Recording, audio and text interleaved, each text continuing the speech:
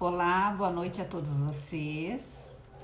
Mais uma live hoje. Nas terças-feiras eu e o Léo Blom, né? A gente faz lives. O tema nosso é o despertar espiritual.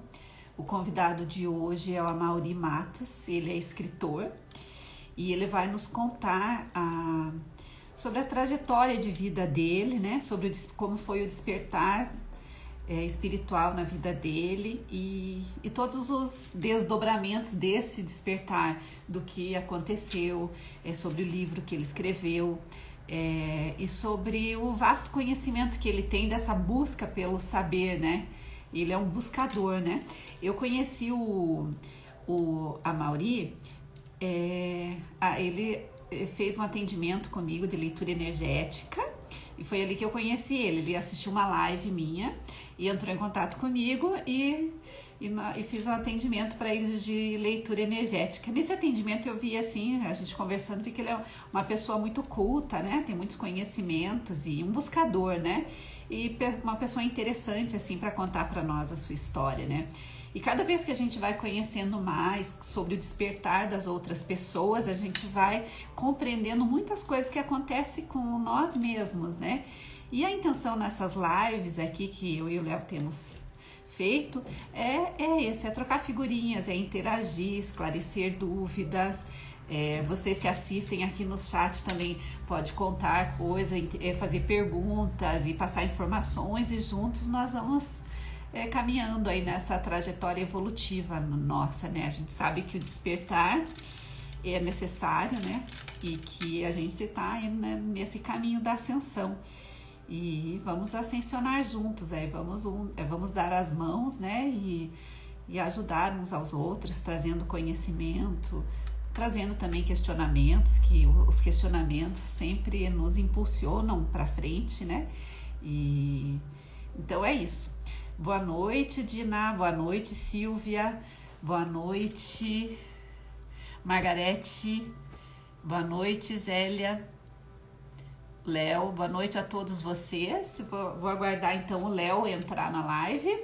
Léo, por favor, você envia o convite para você entrar? E assim que o Léo entrar, daí o Amaury já entra também. Boa noite, Márcia. Boa noite a todos que estão chegando. Estou aguardando então o Léo Blom entrar. E daí já em seguida o Amaury também.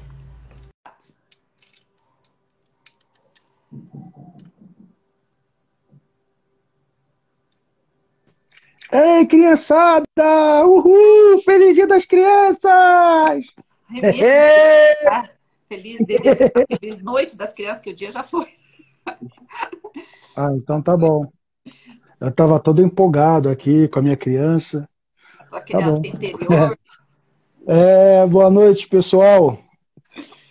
Beijo em todo mundo. Obrigado.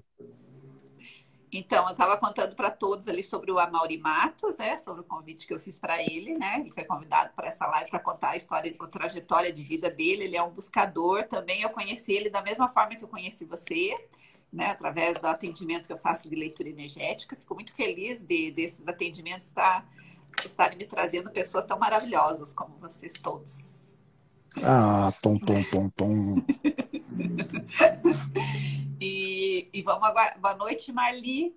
E agora o Amaury, né? Ele nunca participou de live, então talvez eu não sei. Eu expliquei para ele direitinho que ele tem que mandar o convite ali para entrar na live. Amaury, se você estiver me vendo, deixa eu ver se você já enviou o convite. Você precisa enviar o convite para entrar. E deixa eu ver se eu consigo aqui mandar para ele um convite. Só um pouquinho. Amaury. Você tem uma câmerazinha, clica e busca o nome dele. Foi o que eu fiz ali. Vamos ver aí. Boa noite desde o sul de França. Boa noite. Opa, boa noite. Tudo bom? Boa noite.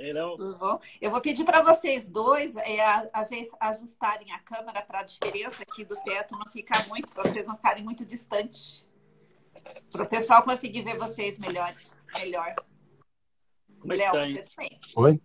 Tá longe ainda? Foi, não? Se você puder eu já te falei assim, que eu tenho aqui, um problema com a barriga. A barriga não chega aqui. Então, só você virar um pouco o celular. Sabe como inclinar o celular assim para você ficar mais perto? Eu? Os dois, você e o Amaury.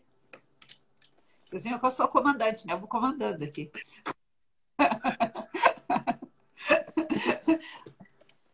Como é que tá Boa aí? noite. Bom, então, o Léo e o Amaury não se conhecem, estão se conhecendo agora. Prazer, Vocês dois eu Amaury. conheci da mesma maneira, né? Prazer, Léo. E sou muito grata ao universo por trazer pessoas maravilhosas como vocês na minha vida. E então vamos começar. Amaury, se você puder ajustar um pouco a tua câmera, que você está muito embaixo, assim, sabe? Então, só para você ficar mais assim, ó, a distância do teto, assim, ó. Aí, assim ficou bom. Ficou melhor agora. Uhum. Okay. Então, Amaury, vamos deixar você falar. Então, a nossa intenção aqui o tema é o despertar espiritual. Eu gostaria que você se apresentasse e daí contar para nós sobre o seu despertar e as influências desse despertar na sua vida, né? Eu percebi que você é um buscador e você tem muito conhecimento mesmo, né? Claro que não daria para você passar para a gente esses conhecimentos assim numa live, né? Mas se você pudesse sintetizar tudo isso, né? E contar para nós, é uma honra recebê-lo aqui. Vou tentar, então. Bom, eu nasci em Osório, ali, é uma cidade perto do litoral, perto de Tramandaí, para quem não conhece. Vivi boa parte da minha vida ali, quase toda a juventude. Depois, praticamente, me mudei para Porto Alegre, né? Apesar de ter viajado, saído um pouco do Brasil, saído para lá e para cá, eu praticamente sou porto-alegrense agora. E eu pensei assim, ó, eu gosto um pouco de cronologia para ajeitar as ideias, né? Então, tem duas datas que eu acho que são importantes para o que a gente está se propondo aqui. Quando eu tinha 17 anos e 21 anos. Claro, aconteceram muitas coisas nesse meio e depois, mas essas são as que fizeram deram um impulso. A chave, isso, a mudança, né? Até os 17 anos era um moleque normal, com todo mundo, né? E nós vivíamos, a minha mãe trabalhava muito, porque meu pai morreu quando ele tinha 29 anos, e eu tinha 9, e eu tinha mais duas irmãs, e minha mãe tinha que trabalhar muito, e não tinha tempo para nada. E uma amiga emprestou um livro para ela, e ela não tinha tempo de ler também, porque trabalhava muito, e ficou aquele livro lá em cima da mesa. E eu olhei, não dei bola. Segundo, eu até tenho um exemplar aqui. Eu acho que vocês conhecem o Ramatiz, né? Já vou falar dele. E era um livro que eu abri, comecei a ler e achei estranho aquele estilo, né? Meio parnasiano, assim, uma coisa formal e objetiva né? E nada lírico, né? Mas que bobagem é essa? Mas não parava de ler aquilo, né? Quanto mais eu lia, mais eu ficava indignado, porque aquilo derrotava todas as minhas pretensões que eu tinha sobre como deveria ser a vida e tal. E, não, mas tem lógica, isso aqui tem muita lógica, né? Isso aqui tem... o livro... E aquilo me deixou incomodado, eu li. Daí começava a anotar no pé da página,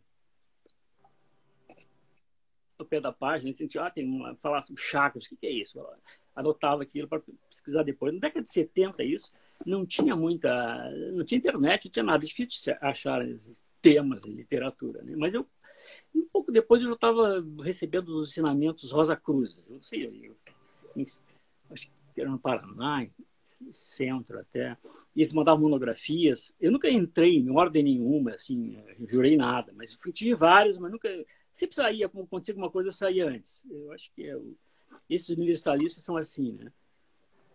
Então, eles mandaram... Até tenho aqui ainda guardo isso aqui, ó. Conseguem ver? Antes. A cruz Ansara, né? Isso. E eu comecei a fazer... Eles mandavam fazer uns exercícios e tal. Eu fui fazendo aqueles exercícios. Tinha que era de uma chama, depois outra de concentração. E este da concentração, eu não sei, o objetivo eu não tinha ideia do que era, só fazia, né? Era concentrar no centro da cabeça, fazer uma concentração E um dia eu fiz isso e fui dormir. Depois, né, normal. Só que eu acordei à noite, senti diferente. Houve uns ruídos, como se estivesse rachando o osso. Quando sai essa decolagem, que os projetores chamam de saída do corpo direto, dá muito barulho na cabeça, parece que está rachando tudo, né? Parece que uma descoincidência, né? E no impulso eu saí do corpo e fui até o teto. Então eu via tudo vibrando, tudo vibrava, os móveis, não tinha nada fora do lugar. E era uma luz azulada, né? E tudo vibrava. Eu fiquei olhando aquilo ali e eu pensei em uma coisa que depois eu achei interessante. Eu pensei assim, tô livre, vou embora. Eu tinha 17 anos, já era um moleque que queria mais curtir a vida. Mas quando eu saí do corpo, a sensação que eu estava livre. Mas só que eu fiquei por ali e não se pode ficar perto do corpo porque é atraído magneticamente para ele, né? A gente pode examinar o corpo de outro, mas não o próprio corpo, segundo eles contam. E eu voltei para o corpo e aquilo, mas que estranho. Assim. Comecei a me interessar mais. Essa foi uma virada importante, porque eu comecei a ler tudo a respeito, né? E eu podia, né?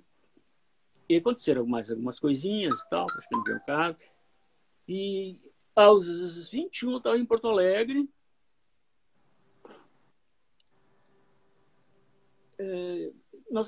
Era verão, não me lembro.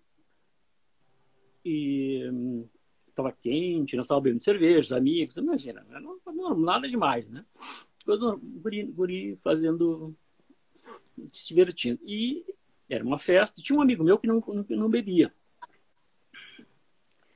Ele teve problemas antes da adolescência, ele bebia muito e a família deu um jeito de fazer com ele, através de medicação lá, não sei qual, ele tivesse repulsa por bebida. Então, qualquer bebida que ele tomasse, ele se sentia mal.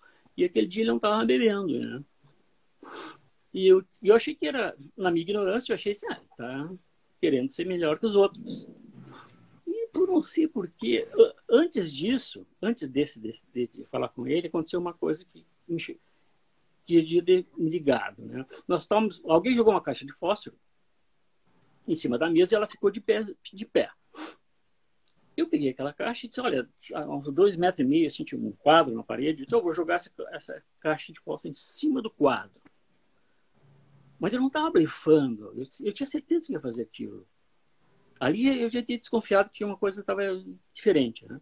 E eles ficaram rindo e tal, e eu acertei lá, ficou bem em cima do quadro. Só que foi engraçado, não sei se alguém já leu o Arqueiro Zen, aquele do Hegel, não sei o nome dele, é um alemão que ficou um tempo no Japão. Ele fala de um negócio, de uma experiência de arco e flecha, que ele tinha que se adequar. É exatamente aquilo ali. Eu tinha que me adequar a uma forma que já existia ali. E me encaixei naquela forma, e balancei o corpo de acordo com aquela forma, me enquadrei para acertar a coisa lá, sabe? Não foi assim, ó. Bom, eu achei normal aquilo. Ninguém me mola e tal. Em seguida, esse meu amigo apareceu, nós fomos conversar e como ele não queria beber, eu, sem querer, foi sem pensar, formou um vórtice, assim, um túnel, um vórtice, assim. E eu estava olhando para ele e eu hipnotizei ele.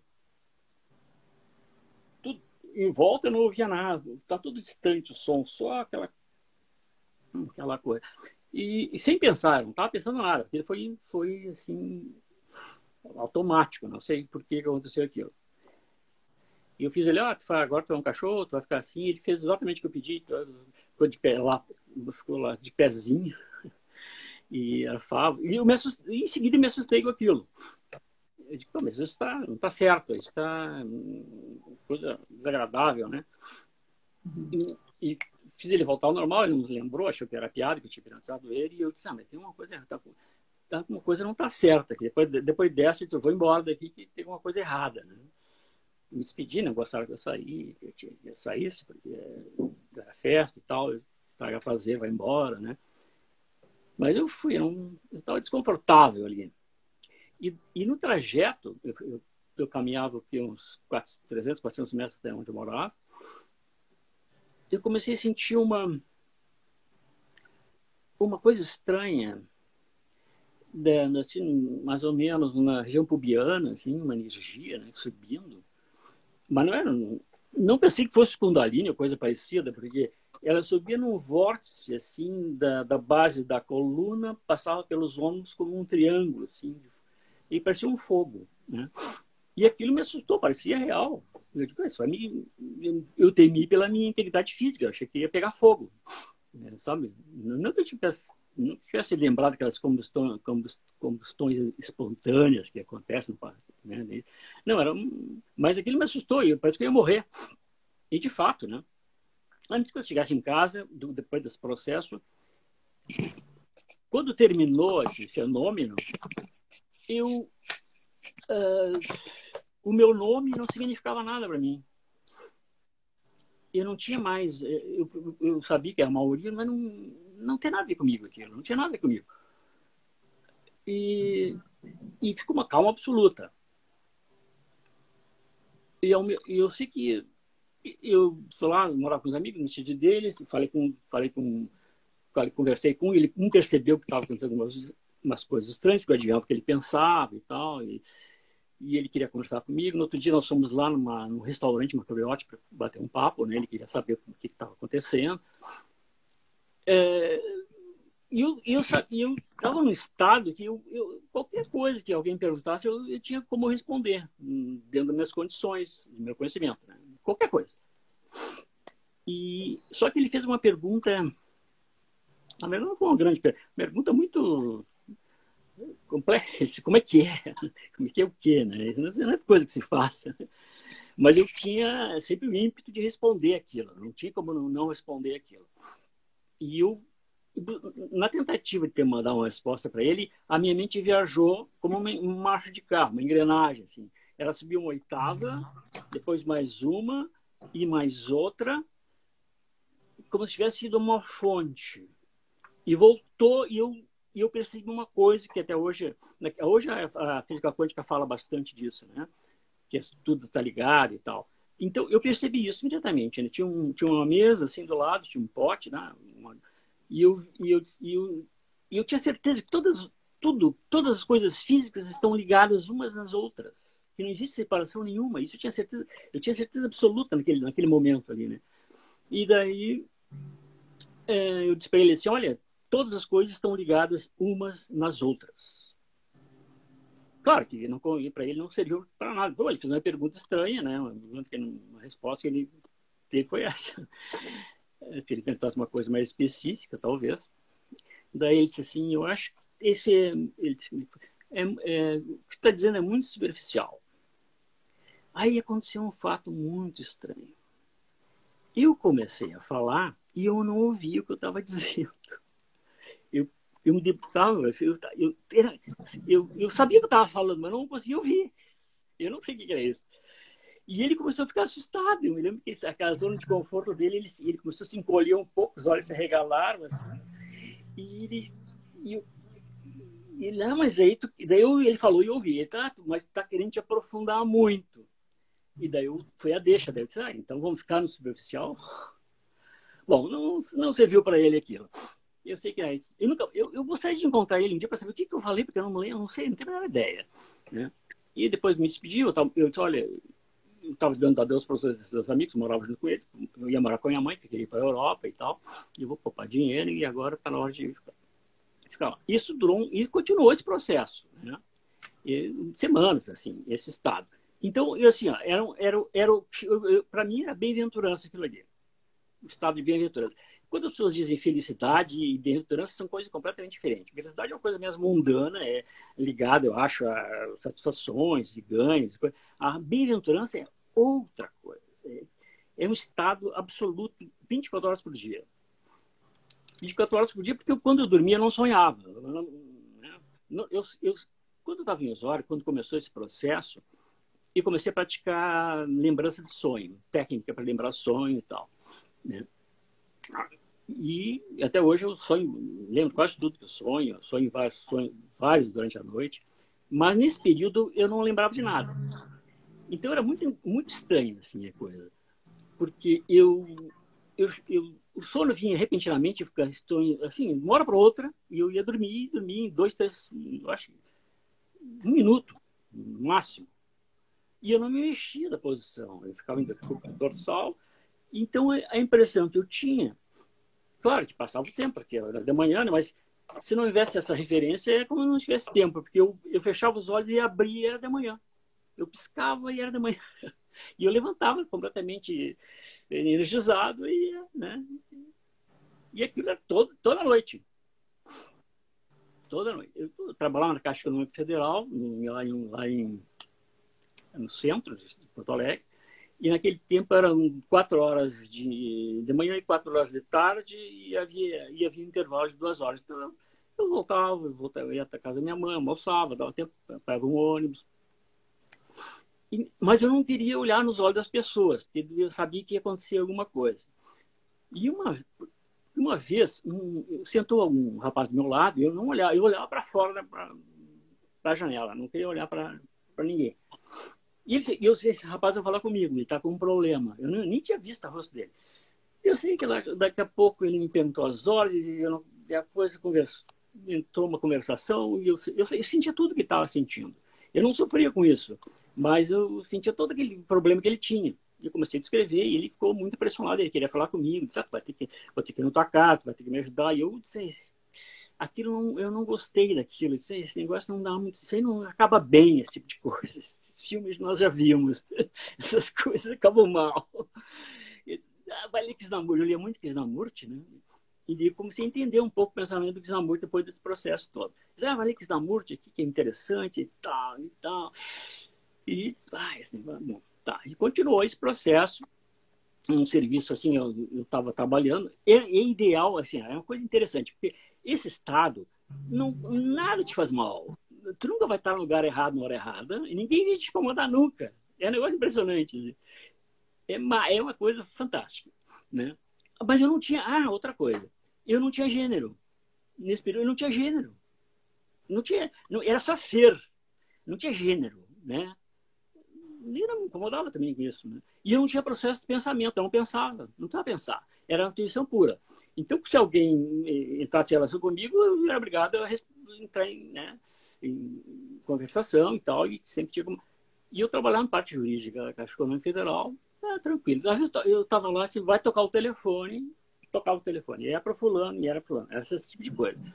Passava na caixa da frente da caixa do correio da minha mãe e dizia, tem carta para a senhora lá. E tinha, eu não tinha chave, mas...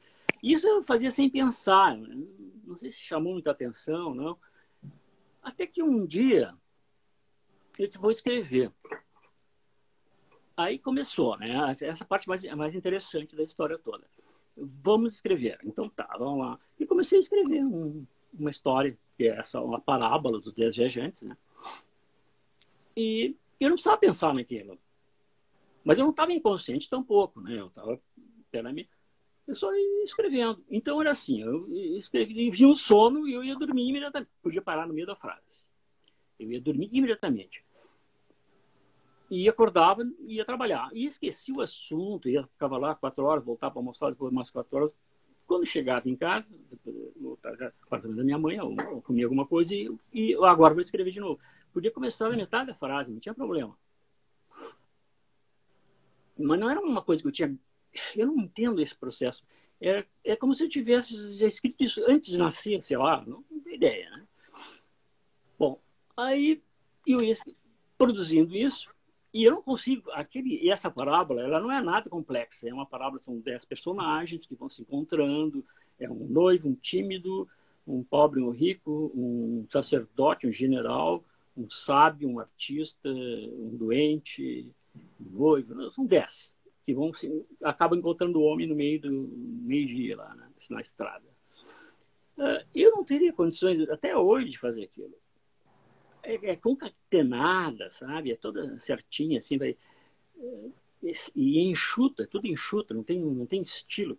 O ideal mesmo do escritor não ter estilo, né? A supressão do estilo é a perfeição do estilo, dizem, né? E eu escrevi muita coisa, mas coisa da minha cabeça, então... Isso é diferente. Isso não tem a ver com o meu ego. Pelo menos é o que eu acho. Então, lá pelas tantas... Aí aconteceu um fato que foi uma coisa estranha que me chamou a atenção. Eu parei no momento, eu precisava de um sinônimo para o ego, né? Um pequeno ego, estou me referindo aqui ao pequeno ego, né? E foi no momento que eu parei para pensar. Então eu senti que alguém mandou uma sugestão para mim, questão de segundos, assim, ó. Eu senti que a palavra vinha pelo ar. Eu cheguei a me encolher na cadeira, porque eu vi que ela vinha vindo, eu não sabia que palavra era. E era da Índia.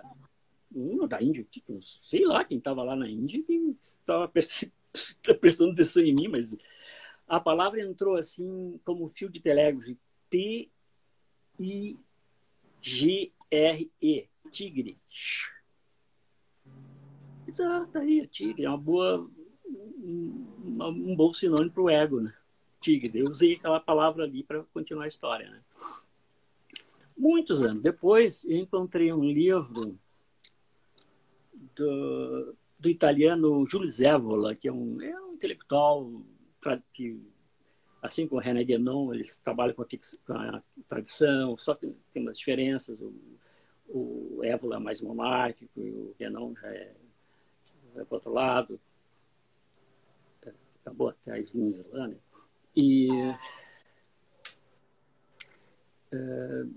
E ele tem um livro chamado Cavalgar o Tigre. E, que engraçado. E é uma história asiática lá, de a pessoa fica... O sujeito, para controlar as paixões, os impulsos, ele tem que cavalgar o tigre. O tigre acaba cansando e ele não causa dano nenhum. Né? É uma coisa assim, é dominar a parte inferior. Né?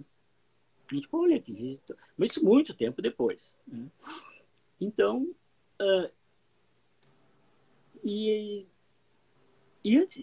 isso foi mais ou menos, como eu falei, no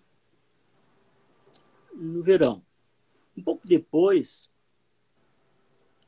aconteceu uma tragédia em Porto Alegre. Foi um prédio da Renner que prendeu fogo.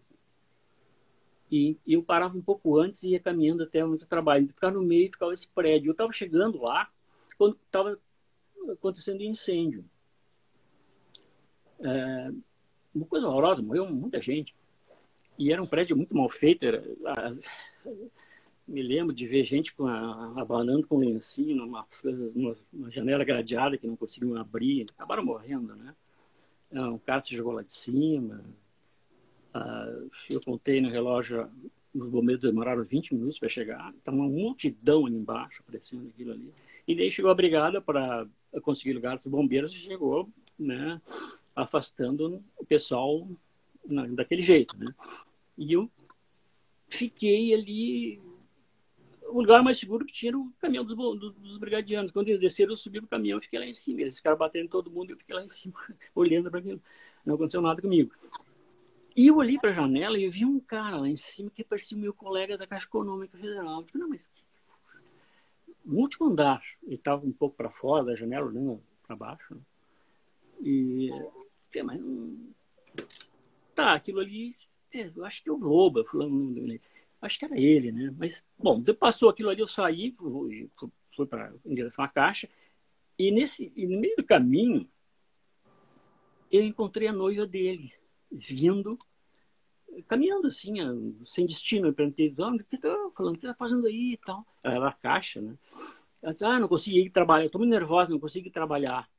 Eu disse, cara, né? E disse, olha, não vai para lá, tá vindo um incêndio e tal. Ali, volta lá. Eu disse, eu acho que era o cara mesmo, ela parecia mentiu. Né? Daí, esse fato foi a percepção extrasensorial, é um ponto que eu registrei como se fosse. Depois eu fiquei sabendo que era ele mesmo. Né? Essas são... E isso aconteceu muitas vezes. Né? Então, quando aconteceu, depois desse processo, que eu escrevi a parábola, eu não sabia o que fazer com aquilo. O que eu vou fazer com isso? Né? Ninguém entende nada. Não tenho com quem conversar e as pessoas não estão nem para esse tipo de coisa. Eu comecei a dizer para mim mesmo assim, eu também sou um animal, eu também sou um animal, eu também sou um animal. Repeti aquilo como um mantra, assim, até que de repente senti que parou tudo. eu voltei a ser uma pessoa comum, né? Normal, como diria. Tá. A partir daí, aí começaram, claro, aí começou muitos problemas, porque tudo que eu pensava, as coisas não funcionavam como eu achava que tinha que funcionar, né? E parece que... Bom, daí eu sei que eu fui para a Europa, fiquei lá um ano e meio, porque tinha um amigo que trabalhava um colega no Serpro, antes de ir na Caixa, que ele disse, vamos para a Europa, a gente trabalha em Londres, vai trabalhar, aquele negócio de lavar prato e tudo, né? Depois a gente vai para a Suécia e volta e tal. Ele disse, mas eu tenho que juntar dinheiro. E ele foi, e depois, um tempo depois, eu fui também. Mas só que, nesse tempo,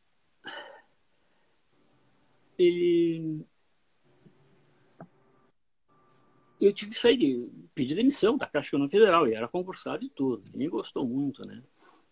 Eu podia ter esperado um pouquinho mais para pedir, mas eu estava fingindo. Eu achei que ia dar tudo certo e não deu bem certo. Então, um dia eu estava em Paris,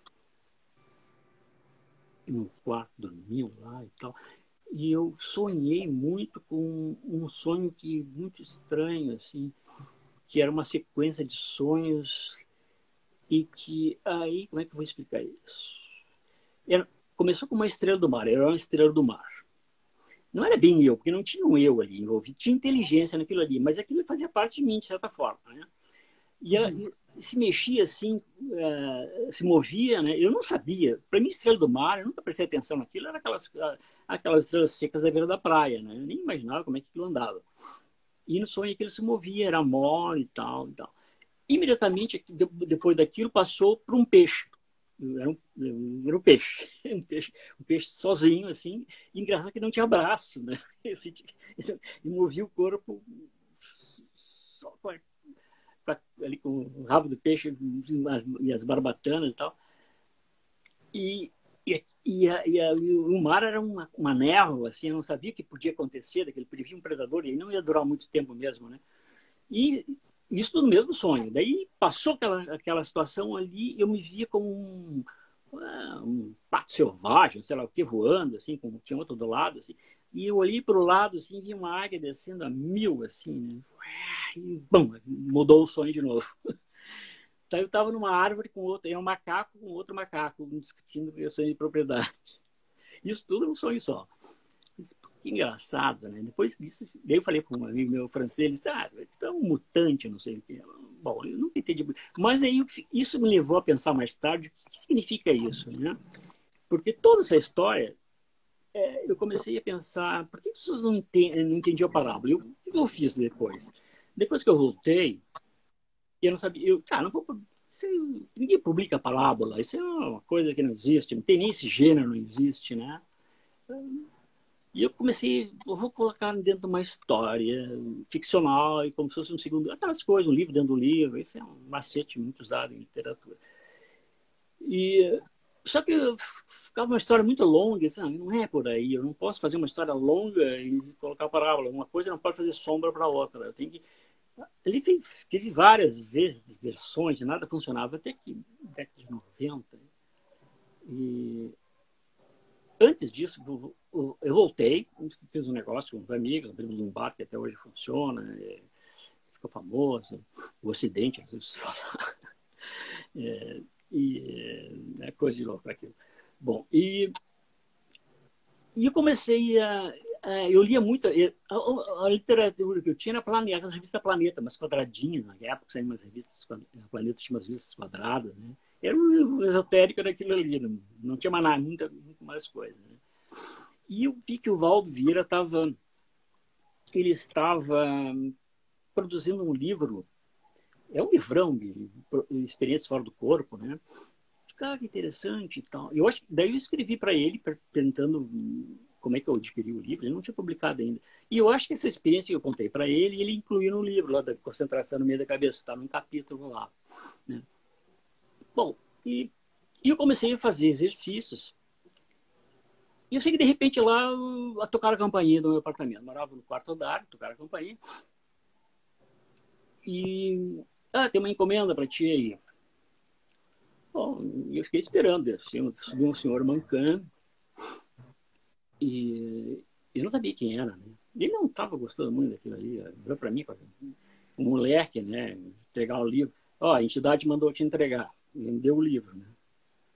Aí tive a presença de espírito perguntar quem era ele, né? Ele tá, meu nome é Lacerda, ele disse. A gente faz isso, essas projeções a gente faz no estado espírita com monitoramento. Esse negócio de fazer sozinho não me agrada. E ele tinha razão. Ele não é muito aconselhável. A gente encontra umas entidades que às vezes elas não gostam muito, né? Bom, eu fiquei anos sem saber quem era o Lacerda, que o Lacerda foi ele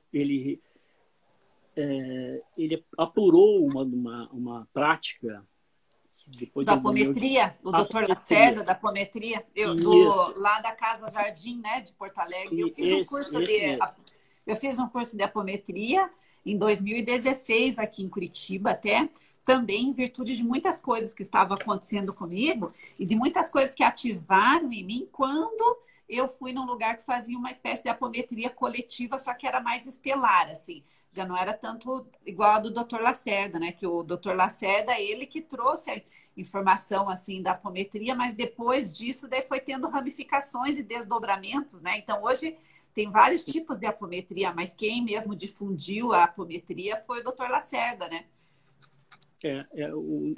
Só um momentinho, é que o pessoal tá falando que tá sem som. Quem que tá sem som? É eu só? Eu perguntei, mas ninguém respondeu. Perguntei, todos estão sem som, mas ninguém respondeu. Será que ninguém tá ouvindo nada, então? Só nós. Se alguém puder ninguém responder. Ninguém responde? Parece que paralisou tudo. Tem alguém aí? O Josivaldo, boa noite, Josivaldo, tudo bem? Olha, ele disse, o professor Lacerda é grande autor da apometria, codificou a apometria para o mundo real.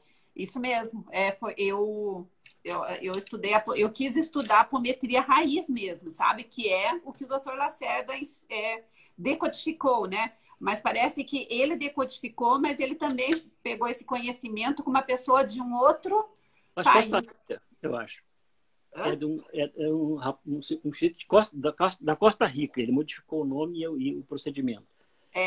Não foi bem ele que decodificou, né? Ele pegou esse conhecimento também com um amigo dele, eles conversando, e daí eles junto que fizeram, né? Que desenvolveram a apometria, né? E era um homem bastante erudito, ele fez as 3 faculdades e... Muito legal, né? Eu não sabia que era ele. Eu teria descido a escada, soubesse que era ele. Você teve amizade com ele, então, ou não? Não. Foi só essa vez que eu falei com ele. Uhum. Eu nunca descobri também que entidade foi aquela que mandou entregar para mim.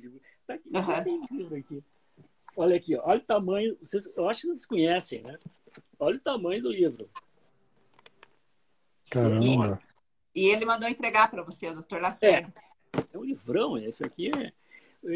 A ideia do Valdo é que a projeciologia fosse aceita, eu acho, com... A Natara falou que a técnica era chamada hipnometria, né? Depois que mudaram para apometria, né?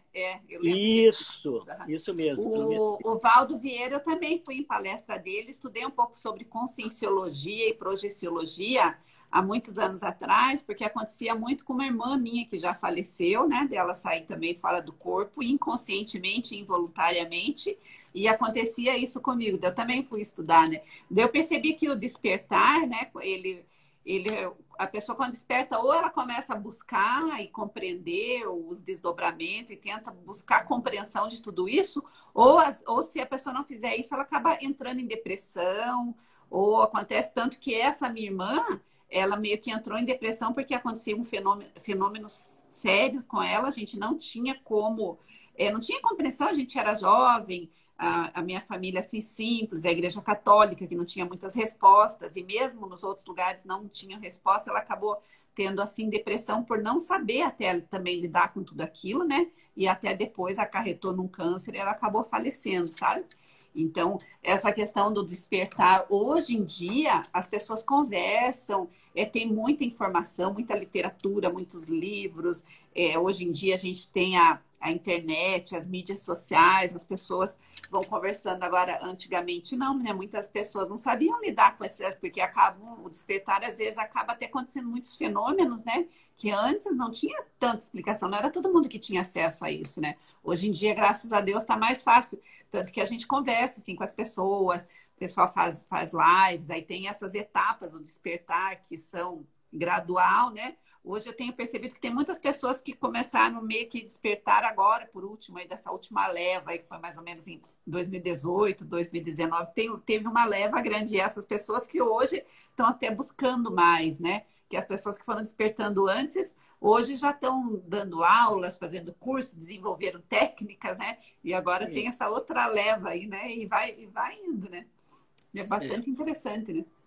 A verdade, hoje em dia, tá vindo à tona, né? Antigamente era até compreensível que eles escondessem, porque os poderes constituídos, que até hoje existem, né? Eles aproveitariam isso de outra forma, né? Então, as coisas não são muito fáceis. Hoje não, hoje as coisas têm que ser ditas, né? Não adianta mais. O tempo está curto também, eu acho. Uma coisa que me Só um pouquinho. Bom. Na verdade, hoje em dia as coisas estão vindo mais à tona mesmo. Eu acho que é por causa dessas energias, né, que estão pairando mais aqui na Terra, né? E essa questão mesmo da transição planetária, de toda essa ciclo, coisa aí, né? Que é um fim de ciclo. Só um pouquinho, o Josivaldo falou aqui, fui apômetra durante 10 anos, ou melhor, fiz parte de um grupo de trabalho, mas na verdade a apometria está em nós. Como a Leila disse, a apometria raiz é verdade. A apometria, eu acho assim que a apometria era um fenômeno, é um processo fácil de fazer. Só que para as pessoas quererem fazer isso e fazer a apometria, tem que ter muito conhecimento, tem que se aprofundar na compreensão das coisas, né? Porque fazer o processo da apometria é simples. O difícil é você compreender todas aquelas informações que vêm daí. Por isso que tem que ter o estudo e o aprofundamento mesmo, né? Da compreensão das coisas, das informações que vêm. Porque acesso à informação é a mesma coisa que você pega um monte de livros escritos em vários idiomas diferentes, mas você não sabe ler aqueles livros, né? E quando a apometria você entra na frequência e vai abrindo um monte de portas, um monte de informações, né? Mas se você não sabe decodificar, não sabe compreender aquilo, daí não tem muita, né, como ajudar. Por isso que tem que fazer cursos, estudar, se aprofundar mesmo para saber lidar com as informações que você acessa, né, através da apometria, no caso, né? Isso aí. Bom, eu continuei as minhas tentativas. Antes do Valdo vir a Porto Alegre, eu tava praticando isso e às vezes eu conseguia. E teve uma vez. Opa! Fala aí. É o gatinho. O gato que nesse horário ele traz folhas para mim, sabe? Tem um pé de erva cidreira lá atrás, daí ele todo dia nesses horários, assim, ele vem e traz folha de lá para mim e faz esse berreiro aqui. Será que ele não quer negócio trocar por alguma outra coisa? Ele traz folhas de erva cidreira, sabe aquelas melissa, erva cidreira? Ó, ele põe no chão ali, fica me avisando que tá ali a folha. Eu tinha uma siamesa uma vez que ela trazia, eu tinha um estrado que eu dormia no estrado, ela trazia a sardinha que eu trazia, batia na minha cara com a sardinha, me acordava com aquela sardinha batendo no meu rosto. Trazia para mim a sardinha. Mas eu continuei fazendo continuei as minhas tentativas, né? E aconteceu uma coisa interessante, numa delas. Os suicidas são os coitados, né? Eles ficam numa situação deplorável, mas a questão é essa. Quando teve a Guerra das Malvinas, eu fui lá ajudar 2 ingleses lá. E eu achei que era o cara, eu estou lá para ajudar, né? Na verdade, a gente é monitorado e a gente é levado a fazer aquilo, a gente é guiado, né? Eu vi um sujeito na minha frente, ele não tinha corpo físico, eu sabia, porque eles são muito rápidos quando não tem corpo físico. E ele me levou até lá e fingiu que não podia ir para mim ir. Eles ficavam numa redoma. Assim, tinha 2 soldados ingleses que tinham morrido. Eles estavam indignados com aquilo. E eles estavam dentro de uma área assim, que tinha uma neblina. Eles não conseguiam sair dali. E eu intuitivamente sabia, para tirar deles dali, eu tinha que aumentar a vibração deles.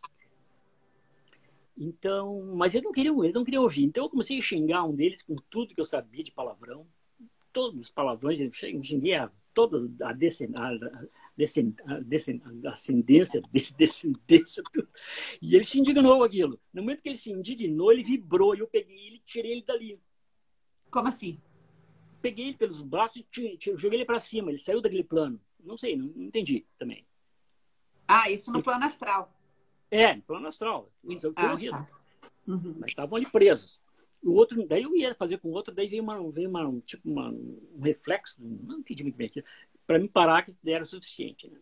Depois, quando o Valdo veio dar o curso, ele falou sobre esse tipo de coisa, né? Digo, engraçado. E tem um filme que vocês devem ter visto já, vocês devem ter, Os Outros. Lembra que tinha... Com a Nicole Kidman. Isso. Lembra que tinha uma névoa em volta da casa? Aquele autor, ele sabia o que estava fazendo, ele não inventou aquilo ali. Sabe aquele filme, quando eu assisti, já no início do filme eu já saquei aquilo, já tinha, de cara, assim, já saquei. Tu é órgão curto, não pode participar.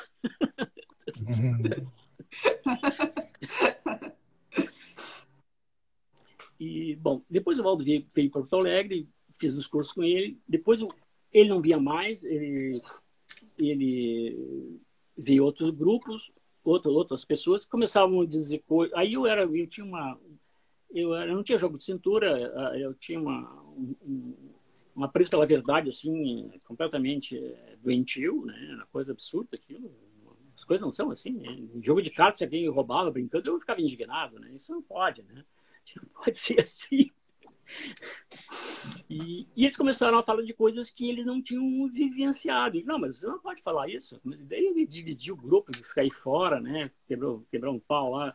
Que eles estavam dizendo coisas que eles não tinha acontecido com eles. E uma das máximas do Instituto de Professologia é você tem que experienciar para poder falar as coisas e tal. Você não pode acreditar em tudo que os outros dizem. Tal. E eles estavam falando de coisas que não eram, né?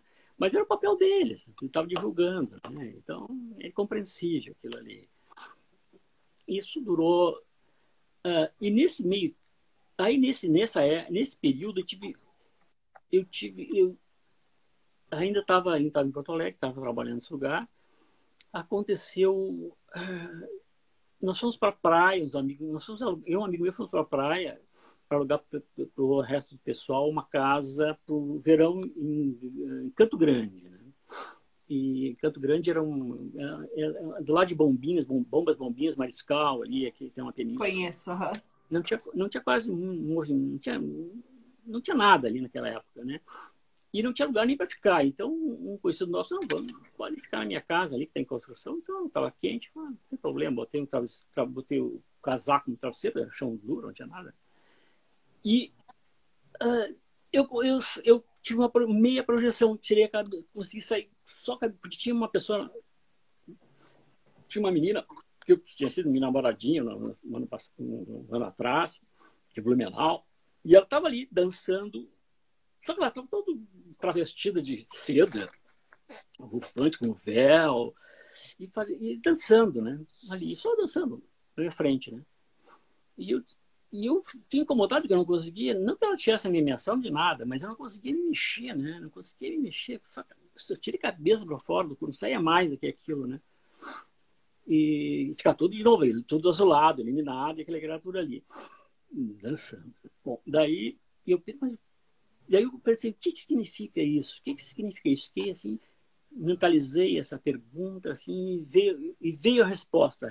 Eu não vi nada, só veio a ideia, eu não vi nada. Que na antiga Índia eu tinha sido recolhido numa casa lá, era pequeno, e fui levado para um convento, um mosteiro, aliás. Um mosteiro que eles treinavam os estudantes para não ter medo de absolutamente nada. Não ter medo. Eram monges guerreiros, uma coisa assim. Né? E ela eu conheci naquela época. Sei lá, não sei por onde, como, mas era daquele período. E quando eu acordei, eu não gostei muito dessa ideia, né? De que a gente tem que ter medo, né? Faz parte, é normal, é saudável, né? Tu não pode...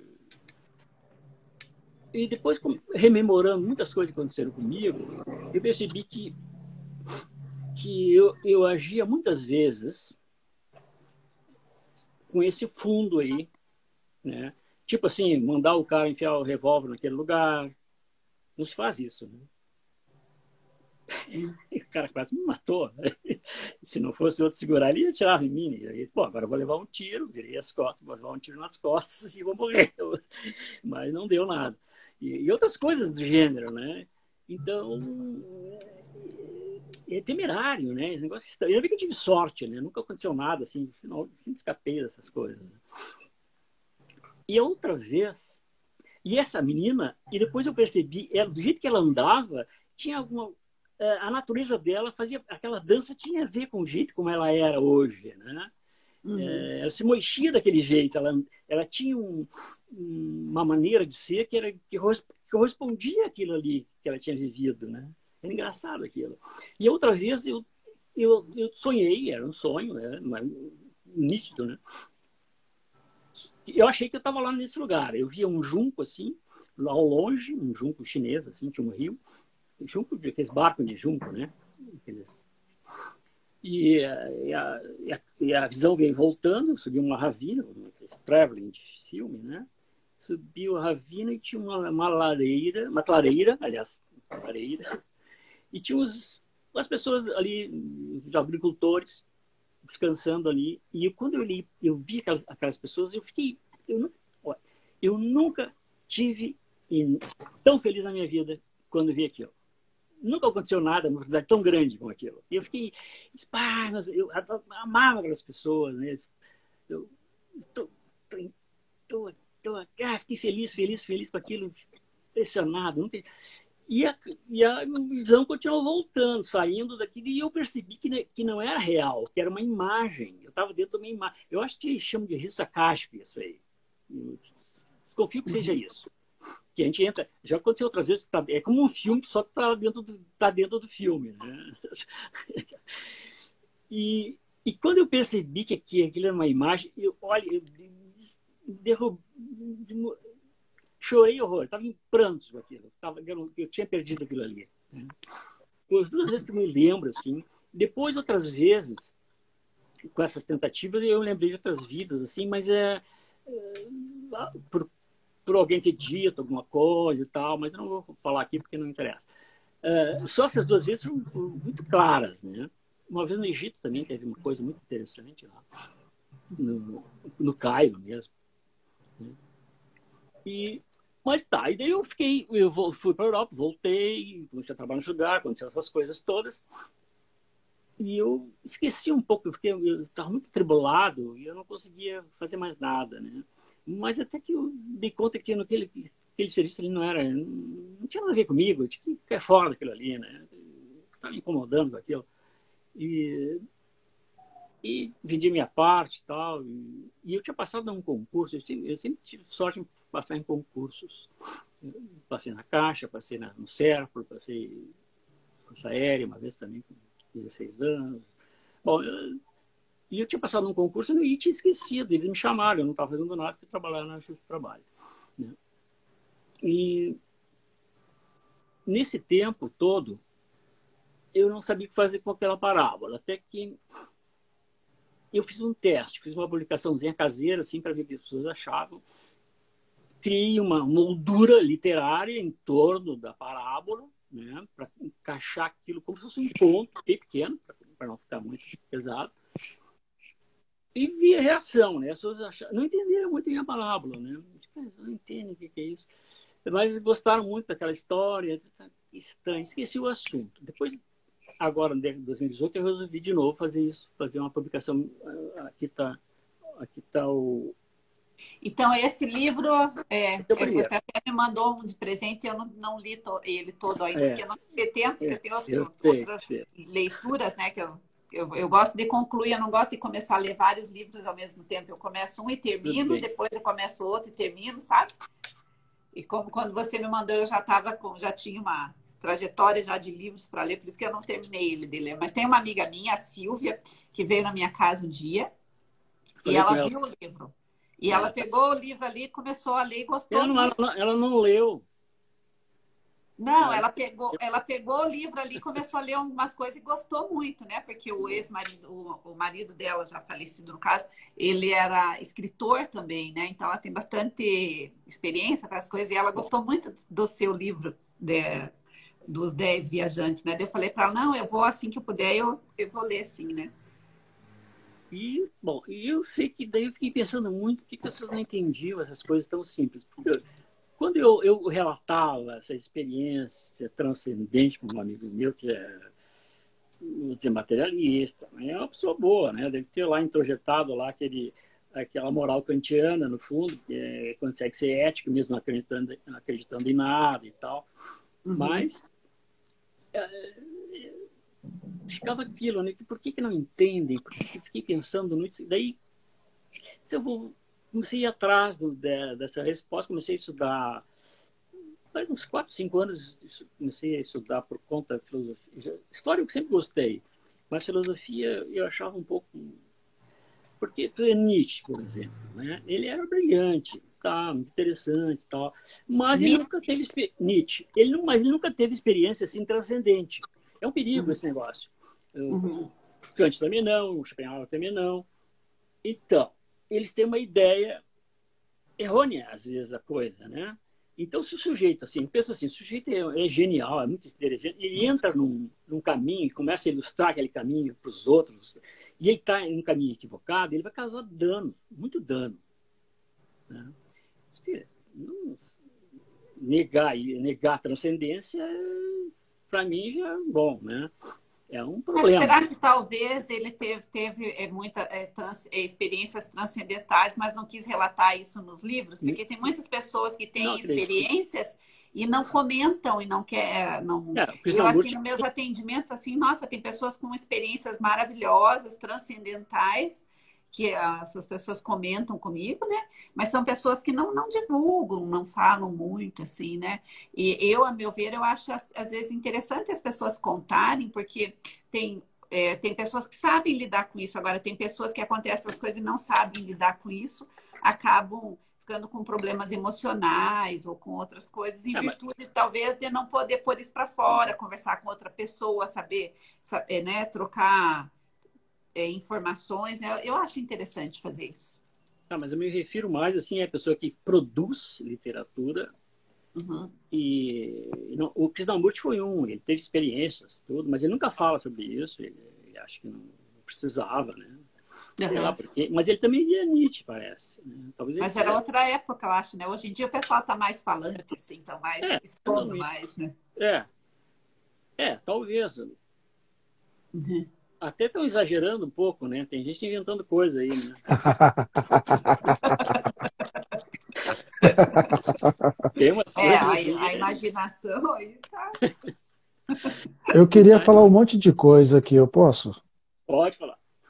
E eu tô quietinho aqui para não atrapalhar. Se você quiser ler os comentários aí para nós também, né? Não, assim eu vou tentando... Quiser falar o quê? É o quê? O Léo, depois que você fizer esse comentário aí teu, daí se você quiser ler os comentários aí para nós, que normalmente você que lê, né? Quando eu vou ler, você tá lendo. Eu tô perdendo meu trabalho aqui de Louro José. Tô brincando. A pergunta para o Mauri, tem um monte aqui. Ele lá do começo, né? Desde o começo. Você trabalha com cura hoje? Não. Não. Mas talvez... Alguém já me disse que eu tinha capacidade de curar. Eu nunca tentei muito. Não, por isso que eu estou perguntando, porque é o que eu estou vendo. E outra coisa, você já fez curso de hipnose? Não, nunca. É a primeira live que você está fazendo, entrevista? Sim.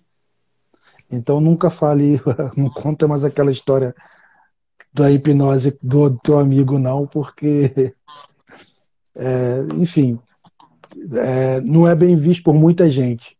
Porque se você tem o poder de controlar o outro, você é visto como uma coisa perigosa. Eu estou falando isso porque... Nunca mais tentei. Não, mas por causa de quê? Quem trabalha com cura consegue fazer isso. Entende? Quem trabalha com cura faz com que o outro tenha uma consciência, com a prática, que o outro se abra para você poder ajudar na cura mais profunda dele. Não é uma cura superficial para ele ir embora para casa só com, ai, foi tão gostoso, tô sentindo leve com essa massagem. Mas para ele ficar prestando atenção, caramba, ele fez eu abrir tanta forma que eu tô olhando para onde eu tenho que curar, mesmo que seja ruim. E por isso que eu perguntei que você trabalha com cura, porque quem faz isso é porque trabalha com cura. Isso é uma coisa. Você falou também sobre a questão de sexo, né, no escolher. Eu Não, me lembro só que, sem gênero, não tinha gênero, não então, existia gênero. eu me lembro que isso me chamou a atenção porque eu me lembro quando eu trabalhava em banco, os supervisores saíram para almoçar, aí um falou, tá vendo, gente? Ele é assim, esquisito, estranho. Aí eu falei, por quê? Aí todo mundo rindo. Aí eu falei, por quê? Ele não olha nem para homem nem para mulher, não mexe com homem nem com mulher. Eu falei, mas eu tenho que fazer isso. Aí ele falou, tem. Ou você mexe com homem ou você mexe com mulher. Agora para você todo mundo é igual. Eu falei, mas todo mundo não é igual? Então, essa questão, né, que a gente é obrigado aqui nesse sistema a fazer, né? Isso aí quando eu era mais novo. Porque eu estou falando isso tudo também para poder falar assim, seria muito legal fazer um trabalho com você nessa parte de cura, né? Com esse dom que você tem, que você está trazendo para gente. Isso é muito fantástico. Você escreveu uma parábola, eu já contei aqui uma vez que eu estava no computador e comecei a digitar no Word e eu estava escrevendo um livro. E aí, quando eu falei para as pessoas que eu estava escrevendo o livro, todo mundo queria, o cachorro pulou no computador e quebrou o computador. E, eu- o computador sumiu depois. Então, eu percebo que isso é para cada um, é de cada um, né? Só queria falar isso. Aqui eu queria falar muito tempo lá atrás, eu falei, não quero interromper, que está muito interessante. Não, mas Depois eu falo mais. Tem eu me lembrei comentários aí para você ler, Léo? Tem, só deixa o Mauri falar. Oi? quando falei em cura, eu me lembrei de um acontecimento que aconteceu aqui em Porto Alegre. Eu já tinha estava nesse trabalho e eu saí com os amigos, eu saía para festa e tal, né? Aquela coisa toda. E aquilo começou a me incomodar. Eu disse, isso não é para mim. Eu larguei todos os amigos, né, hedonistas, assim, né? Ah, não é para mim isso aí. E comecei a sentir uma. Teve uma noite em particular e eu senti uma angústia muito forte. Uma angústia, eu fiquei, mas por que essa angústia? Você sabe o que é angústia? Vocês sentiram angústia? É uma coisa inexplicável, aquela opressão, uma coisa desagradável, uma dor que não sabe por quê. Eu não sabia por que estava acontecendo aquilo, né? Assim, e eu sei que eu fui dormir indignado com aquilo. Eu estava indignado com aquele negócio. E eu saí do corpo. E fui. Eu morava perto do Guaíba, que é o rio, estuário, não sei o que eles chamam aquilo ali, laguna. Ninguém sabe bem direito o que é aquilo. E entrei lá dentro, mergulhei lá dentro, tinha um buraco, uma caverna, e cheguei num lugar, tinha uma caverna, tinha várias pessoas. E eu comecei a conversar com eles, telepaticamente, lógico, no astral. Né? Eu dizia assim, vocês destruíram o planeta de vocês, né? Por isso que vocês estão aqui agora. Cara, isso aí. Eles tinham destruído o planeta de origem e vieram nascer aqui. Bom, mas daí eu saí dali, isso não era muito relevante, eu saí dali e veio um ser, ele parecia o Karl Marx, mas eu acho que era um desses aficionados aí, porque tinha uma barbona assim, né? Preta, me olhou assim e puxou literalmente minha orelha, ele deu esticou, no astral ele tinha meio plástico, né? Meu orelha eu acho que foi até uns meio metro assim. Puxou, mas eu não consegui, eu não tinha acesso à mente dele, ele tinha acesso à minha, mas ele era muito superior a mim, né? E eu sei que daí ele fez virar de costas assim, e ele tinha um bastão na mão, um bastão de 40 centímetros, assim, com uns fios, ele tinha umas coisas elétricas ali, umas coisas. Ele passou aquilo, acho que é uns 15 centímetros das minhas costas, uma vez só, e eu acordei. E quando eu acordei, a minha angústia tinha desaparecido. Isso foi em 80 e poucos. Daquele dia até hoje, eu nunca senti angústia na minha vida mais. Desapareceu assim. E eu achei que era uma coisa física, essa angústia. Era uma coisa que. Tanto que ele usou aquele. Física, astralmente física, né? E ele usou aquele. Era um cetro, um negócio assim. O cara tinha poder, né? E me curou daquilo. Né? Eu nunca mais tive. Né? Me impressionou muito, mas não sei quem era. Desconfio que seja alguém da fraternidade e tal, mas eu não sei. Então não vou citar o nome aqui. Né? Mas eu continuei nessa minha... E comecei a ter dúvida. Por que as pessoas não entendem certas coisas? Né? Como eu sei estudar filosofia, como eu falei, né? E os filósofos, eu comecei a entender o que eles estavam. Eu comecei a entender, eu achava que era difícil, mas não é tão difícil. Eu passei 4 anos de fiado, até férias eu tirei e eu não saí, fiquei trabalhando em casa. Né? Eu fiquei em casa, estava curtindo tanto aquilo, que comecei a escrever a respeito e tal. E logo em seguida surge o niilismo na minha cabeça. Né? As pessoas são mais ou menos niilistas. A Europa, metade da Europa é niilista. Né? Estão cultivando o niilismo agora. Tem até o niilismo fraco agora que eles querem adotar porque acham que não tem saída. Né? E niilismo, totalitarismo, essas coisas vão se misturando. Né? E eu comecei a voltar no passado. Eu comecei eu vou do presente para trás. Até Plotino tá bom. Plotino eu acho genial. E comecei a me dar conta que na história acho que houve muita sabotagem do conhecimento humano. Né? Esse negócio deve ser bem anterior a Jesus Cristo. Né? Porque logo que ele surgiu a gnose também. E a gnose, se os padres os grandes padres da igreja eram gnósticos, e era uma honra ser gnóstico. Hoje virou palavrão, né? A igreja... E um desses grandes pensadores era o Orígenes. O Orígenes é uma história fantástica. Ele foi o cara que mais trabalhou pela igreja, pelo cristianismo, acho. Ele escreveu livros, 600 livros oficialmente. Tem um autor que diz que ele escreveu 4.000 e tem outro que diz que escreveu 6.000. É um absurdo. Né? Ele escrevia sem parar, ele tinha um grupo de taquígrafos e tradutores. Claro, tinha um sujeito que eu não lembro que era o nome do sujeito, que bancava tudo isso, ele ficava escrevendo sem parar. Né? E ele advogava a pré-existência da alma. Não sei se vocês sabem, né? Porque às vezes, quando a pessoa vem falar com alguma coisa, eu pergunto qual é a origem da alma. As pessoas não sabem dizer, eles empacam nisso aí. Porque havia umas 4, 5 teorias, doutrinas. Né? Ficaram 3 fundamentais: a pré-existência, o tradicionismo e o criacionismo. O criacionismo é Deus assopra a alma quando a criança vai nascer, e o tradicionismo é o homem e a mulher criam a alma na cópula, aquela coisa toda. E aos poucos... eu acho que por questões políticas a pré-existência foi escanteada. Né? Não era uma coisa muito conveniente, mas eles não decidiram na hora isso. Levou séculos. E isso foi em 535, um pouco antes, aí que começou Justiniano, que era o imperador, o último imperador romano, que a única coisa boa que ele fez, eu acho que foi normatizar o direito romano, que o resto, o povo queria ver ele pelas costas, né? Ele criou aquela Catedral de Santa Sofia também, ele é mulher, que foi um horror aquilo, foi muito mal feito, ele quer refazer, porque não era engenheiro, ele gastava muito, né? E a mulher, mais ou menos, quando Constantino, em 303, ele virou imperador romano, essa história, né? Ele depois virou... o cristianismo foi tornado uma religião oficial. Eles já discutiam quando ele assumiu o Império de Roma, havia uma querela sobre o arianismo e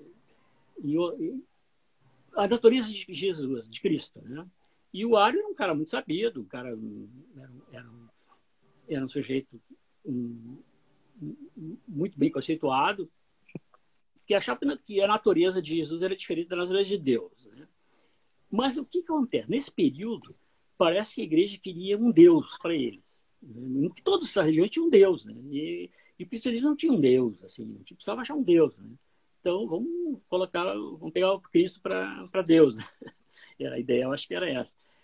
Então, eu sei que houve discussões e tal. Eu sei que o Ario, esse foi escanteado, foi exilado para o Egito, perdeu. Né? Porque ele dizia que se o filho era da mesma natureza, não podia ser da natureza foi criado, não podia ser na natureza de Deus e tal, né? Então, ele tinha uma certa lógica. Mas daí disseram, não, ele foi gerado, não criado. E tinha aquela jogo de cintura para... Né? Eles queriam isso, né? E essa história continuou. E muitas doutrinas sobre a natureza de Cristo começaram a surgir. Tinha Jesus era meio divino, meio humano, totalmente humano, totalmente... E tinha os monosofistas que achavam, lá pelas tantas, que ele era totalmente divino. Isso acabou virando uma heresia. Mas a esposa do Justiniano, ela era monosofista. Ela, até os 20 e poucos anos, assim, ela tem uma história interessante. Ela era, para ilustrar, mas para ter uma ideia, ela era garota de programa, atriz, era toda a mesma coisa, né? Naquela época. E parece que ela era muito graciosa. O Justiniano se apaixonou por ela, casou, teve que mudar a lei, porque não podia casar com uma plebeia e tal, e ela dividiu o reinado com ele. Ela tinha poder igual, e ela era bem cruel, né? E ela era monosofista. Então, em Constantinopla, tinha umas 500 prostitutas naquela época, parece, e que diziam que nós temos aqui uma colega que agora está lá em cima, aquela coisa, né? E ela não gostava, aparentemente não gostava muito disso aí. E tem um cronista chamado Procópio que escreveu a soldo, né? Ele escrevia o que o imperador não podia falar mal do imperador, né? Mas depois que ele se livrou do imperador, ele escreveu outra história, que ficou oculta até o século XVII. Que é difícil, eu não sei como é que é o nome, ele conta a verdade, o que ele achava do imperador, que não valia nada. Ele diz que a Teodora, essa imperatriz, para suprimir essa ideia, ela encarcerou essas prostitutas num convento, ficar num lugar alto lá, e algumas se matavam. Eu sempre desconfio, mas se matar, prostituta se matar é uma coisa meio difícil, que eu saiba. Elas passam por tanta coisa, né? Se matar, né? Só porque estão no bem bom lá.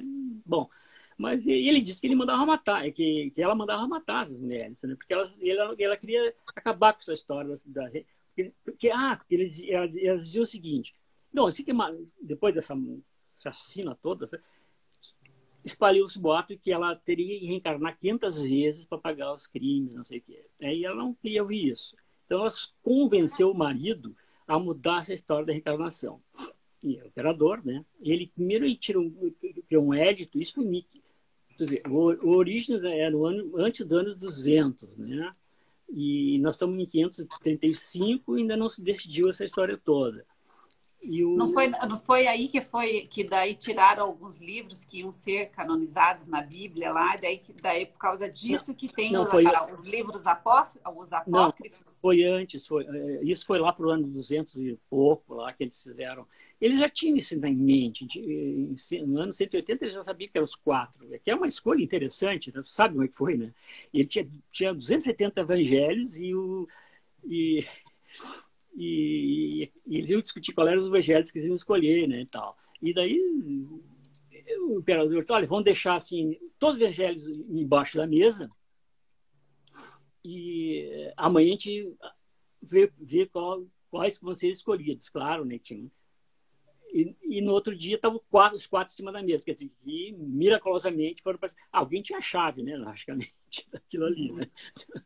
Então, escolheram os 4, queimaram o resto e proibiram a divulgação do resto, sob pena de morte, né? Foi uma coisa meio drástica, assim. Mas isso que é porque tinha nesses outros livros informações que não eram do interesse deles que tivesse na Bíblia. Por exemplo, essa questão dessa Teodora aí, que foi tirado as partes onde constava sobre a reencarnação, né?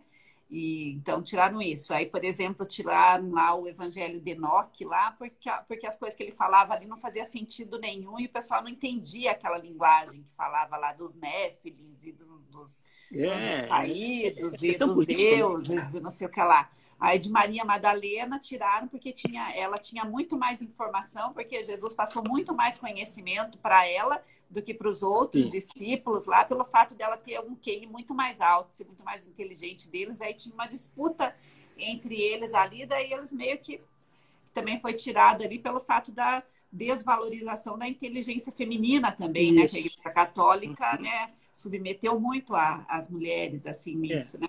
Aí acho que de São Tomé também, né? Que foi tirado, né? Também é muito interessante, é o melhor, é o mais interessante deles, né? Pois é. Então, daí Ó, é todo um jogo de interesse, né? Então, tem muita informação interessante aí nos livros apócrifos que as pessoas não têm, né? Inclusive, a Bíblia evangélica tem 3 livros a menos do que a Bíblia católica também, porque eles também não reconhecem, né? Então, sempre teve um jogo de interesses nas coisas, né? Nessas informações, né?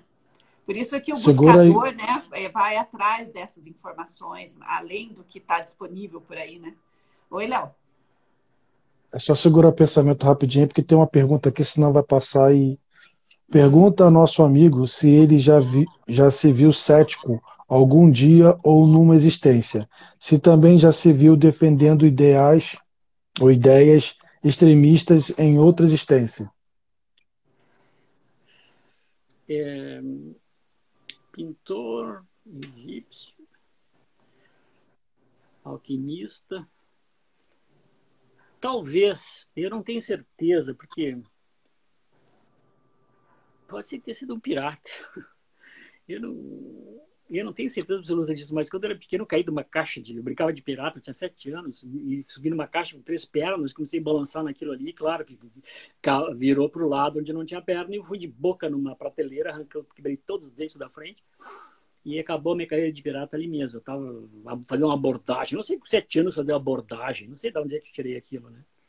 Talvez, né? Então eu não sei, mas não me lembro de nada. Na Revolução Francesa, eu acho que me deram um jeito, me deram um sumiço em mim lá.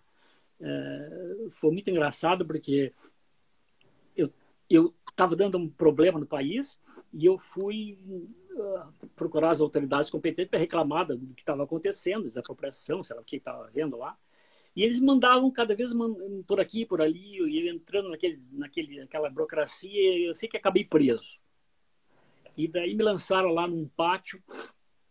Eu me lembro que eu contei isso para um médium uma vez. Daí veio 2 sujeitos, vamos largar ele no poço ali. E eu tentei pular um muro, e quando eu pulei a cerca, eu acordei no século XX. Assim, acordei que eu estava passando carros, tudo. Daí o médium pontificou, te apagaram, ele disse. Te apagaram. E deve ser verdade. Foi a única vez que... Mas eu era um comerciante e tal, não sei, não estava envolvido em política, né? Mas eu acho que é tanta encarnação que a gente acaba fazendo uma bobagem de vez em quando, né? Já experimenta quase tudo, né? E no começo, todo mundo faz bobagem, né? No começo das encarnações, todo mundo é magro negro, né? Que eu saiba. Porque o ego tá que tá, né? Depois... Uhum. Teve a Silvia ali, que dá para mandar pergunta aqui para mim, só que acho que o Léo não vê, né? Tem ali a Silvia Não, só você. mostrar a capa, mostrar o teu livro aí no vídeo. A Silvia pediu para você mostrar o livro. Esse livro aqui, tá, esse aqui... Esse Mas tá pela Amazon. Uhum. Esse Agora, é os 10 viajantes? É o mesmo desse aqui, é exatamente é isso. O mesmo, só que com capa e edições diferentes. Esse aqui eu fiz eu estou com 300 livros desse aqui em casa, que o sujeito que fez para mim disse que ia distribuir, deu a entender e não distribuiu, eu fiquei com eles, né? E daí fiz pela Amazon. Então, já que você tem 300, aí manda um de presente para minha amiga Silvia. Mas ela está com ele está com o teu, ela disse que ela levou para ele. Sim, mas é meu, né?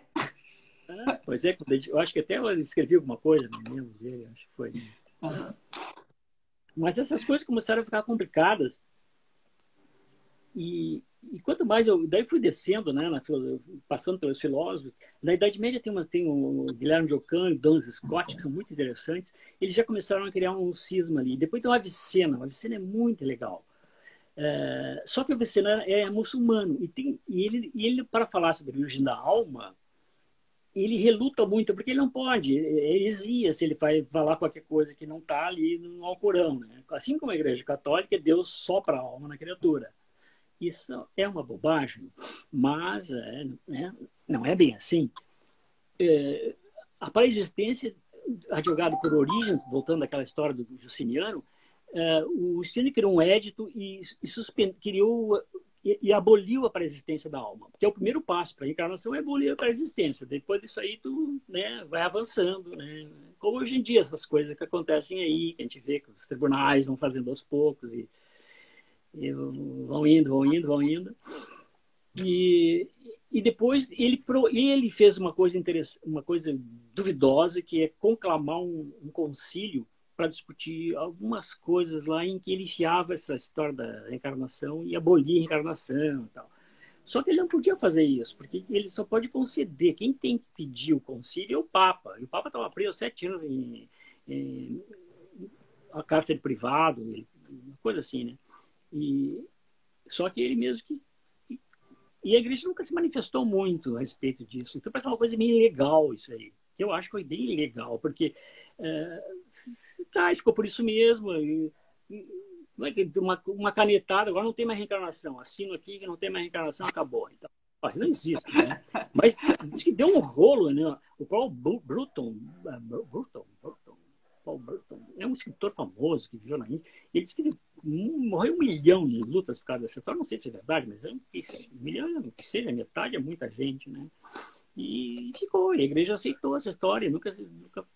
O problema, assim, ó, só que essas histórias todos têm furo, né? O pessoal se agarra na Bíblia, porque a Bíblia não tem. A Bíblia diz as duas, interpreta como tu quiser, diz duas coisas lá. Porque lá, lê São Paulo, diz lá que, eu acho que é Coríntios, 14, não sei o quê, que Deus, antes da fundação do mundo, já tinha eleito as pessoas. Blá, blá, blá. Quer dizer, as pessoas existiam antes do mundo, os seres, né? Talvez as mônadas, né? Daí entra o Leibniz e o Spinoza, que é genial também, que falam das mônadas. Eles têm uma diferença, assim, mas é toda a mesma coisa, né? Leibniz. Será que quando eles falam mundo, eles estão falando do planeta Terra em si, como se a Terra fosse um mundo, né? O planeta Terra fosse um mundo. Será que não era assim que eles referiam naquela época? Porque não tinha tanto conhecimento sobre essa questão extraterrestre? Mas aí... Pois é, pode ser, Mas aí tudo é hierarquia, né? Então, esses seres todos constroem tudo, eles têm um plano, né? Como eu vou dizer? A gente não sabe só que esse plano deles, como é que eu vou dizer assim, é uma coisa... Tentando achar um modo mais fácil de falar, né? A gente tem que saber qual. Os nossos planos não importam. É o plano do Logos que importa. A única coisa que importa é o plano do Logos, né? O Spinoza diz, só tem Deus, não existe mais nada, só existe Deus. Não tem outra coisa a não ser Deus. Então tudo é Deus, né? Não tem fora. Então você criar a partir do nada, que parece que, segundo o que eu aprendi, isso é uma outra bobagem, porque a matéria não se destrói nunca, ela é eterna. Diz que nada se perde, tudo se transforma, né? Lavoisier, né? Exatamente, deve ser verdade mesmo. Então, o universo, o absoluto também não pode criar, não deixa de ser absoluto. Então, seria através de um reflexo dele na matéria que há a criação e tal. Esse papo não me interessa muito, porque eu acho muito estratosférico, assim. Eu também, para mim, o pessoal pergunta essas coisas assim, para mim eu falo, nossa, tem tanta coisa mais interessante saber antes de querer descobrir quem que fez o mundo, da onde que veio isso, veio aquilo. E até hoje eu lembro muito bem, acho que em 86, 85 eu trabalhava de secretária e daí tinha aqueles telex, aqueles negócios. Minha irmã trabalhou com isso. Aí eu pensava, nossa, mas como que eu escrevo aqui? A pessoa lá no outro estado, lá no outro lugar, lê e eu fico conversando. Já era tipo igual a gente tem o WhatsApp hoje, só que era telex. A pessoa escrevia, né, aqui e simultaneamente recebia o sinal lá. Depois veio o fax. Essas coisas até hoje eu não sei como que vem o sinal da internet. Tem um monte de coisa que eu não sei, vou querer saber quem fez o mundo. Entende? Essas coisas daí o pessoal fica se perdendo nisso, né? Eu acho que tem coisa que a gente mais próximo de nós que a gente não sabe, tem gente que é lá atrás, né? Daí, para meu ver, não leva a nada esses questionamentos que as pessoas fazem. Parece uma fuga. A pessoa está querendo fugir de saber coisas realmente que são relevantes, né? Agora, essa parte aí, eu não vou nem perder meu tempo. Você acha que eu não consegui entender como que é Deus, quem fez o mundo, quem não sei o que lá? Ixi, né? Sei lá, na minha opinião, né? Na minha opinião, acho um pouco de perda de tempo esses assuntos aí desse povo aí. Eu lembro um amigo meu que um dia estava preocupadíssimo, né? E ele ficava aflito, ele disse, agora eu descobri que o universo vai ter fim, mas pai, aquilo estava... Cara, tu nem sabe se tem vida depois da morte, tu não sabe nada. Vai saber, com o fim do universo, vai, né? E ele não tem uma noção bem materialista das coisas, né? Amaury, olha só, tem um recado Deus, aqui. Eu acredito no Criador primordial, eu acredito que existe uma fonte, porque teve uma vez, a primeira vez que eu tomei ayahuasca, eu lembro assim que eu virei luz, eu não existia mais. Eu era o todo, sabe? Igual aquele filme Lucy, não sei se vocês assistiram Lucy, que no final lá, aquela parte, eu me transformei naquilo, daí eu não conseguia voltar. Porque eu não era nada, eu era tudo e nada ao mesmo tempo. Tipo, eu virei uma luz, assim, sei lá, sabe? Acho que eu fui lá pro eu sou, pra fonte, sei lá pra onde. Eu acho que é aquilo lá que deve ser Deus, sei lá, alguma coisa assim, sabe? Então é muito pra minha cabeça, sabe? E eu lembro que eu fiquei nisso e não conseguia, assim, tipo, voltar. Até que eu consegui voltar. Quando eu consegui voltar na minha consciência, daí que os mestres ascensionados e os seres vieram e começaram a explicar um monte de coisa pra mim, assim, sabe? Mas aí eu vi, assim, como eu sou pequena e não tento entender muita coisa, não. É muita cabeça, tinha que aumentar demais o meu QI, sabe? Não tenho capacidade física, cerebral, neurônio, essas coisas, para entender essas coisas. Então tá bom, assim. Amaury, a mesma pessoa que escreveu se você já teve alguma vida cético ou extremista em alguma existência, ele disse, inclusive, eu vejo como um estudioso do materialismo, acredito, ateu durante uma determinada existência. Ele quis passar isso que ele vê. Não lembro. Pode ser. A Elisa falou, penso igual a você, Leila. Elisa, você é um amor. Que bom que tem pessoas que pensam igual a mim. E esse que fez esse comentário pro Amaury, ele viu a Amaury dessa forma, porque eu vi que ele comentou ali que ele também tem bastante amplo conhecimento, né, ali de apometria, essas coisas, assim, né? Ele viu uma questão do Amaury, assim, é isso? Eu perguntei, aí ele botou o entrevistado. Que acessório de vezes é meio complicado. A gente, há vários tipos de ilusões, né? Ilusões assim que fazem a gente às vezes não ver bem a verdade. É meio complicado isso de ter o Maia, tem a ilusão, tem o véu de Maia, tem todas essas coisas complicadíssimas aí. Eu não me arriscaria a dizer nada. Só o meu foco mesmo é essa história da alma. Eu estou dividindo de maneira simplista, assim, corpo, alma e espírito. Sim, é muito mais complicado que isso, mas é o suficiente. Não adianta ir mais que isso, porque, né, o espírito não sai de onde ele está. Ele está lá, ele não consegue sair. Ele tem que projetar uma atenção, um raio através da alma que encara no corpo, né? E o que é a alma? A alma é o processo, para mim, não sei se é isso aí, mas pelo desconfio que seja todo aquele processo que passa pelos reinos e vai adquirindo consistência e aprendizado de acordo com os átomos, friccionando, entrando em contato, vai para o mineral, ele passa para o vegetal. E essa memória, como eu tive aquela memória dos animais, né? Não é minha memória, é tipo uma memória genética da alma, eu acho, né? Porque a alma é uma coisa material. É uma coisa física, é tipo uma roupa mais sofisticada que o espírito utiliza. Porque ela se perde na reencarnação, de certa forma, né? É desintegrada, boa parte daquilo ali, só nasce com outra tudo novo, então não lembra de nada. Mas o espírito é o Pai que está no céu. Quando Jesus diz Pai que está no céu, ele está falando dele mesmo, não está falando de Deus, ele nunca falou Deus, não está isso nos evangelhos, ele não fala em Deus nos evangelhos. Ele não existe isso. Eu já li uns especialistas de Princeton aqui, tem uns caras muito bons aqui que passaram a vida estudando os evangelhos. Então tem muita coisa ali que não aconteceu e ele não disse aquilo e tal. E é muito interessante saber, né?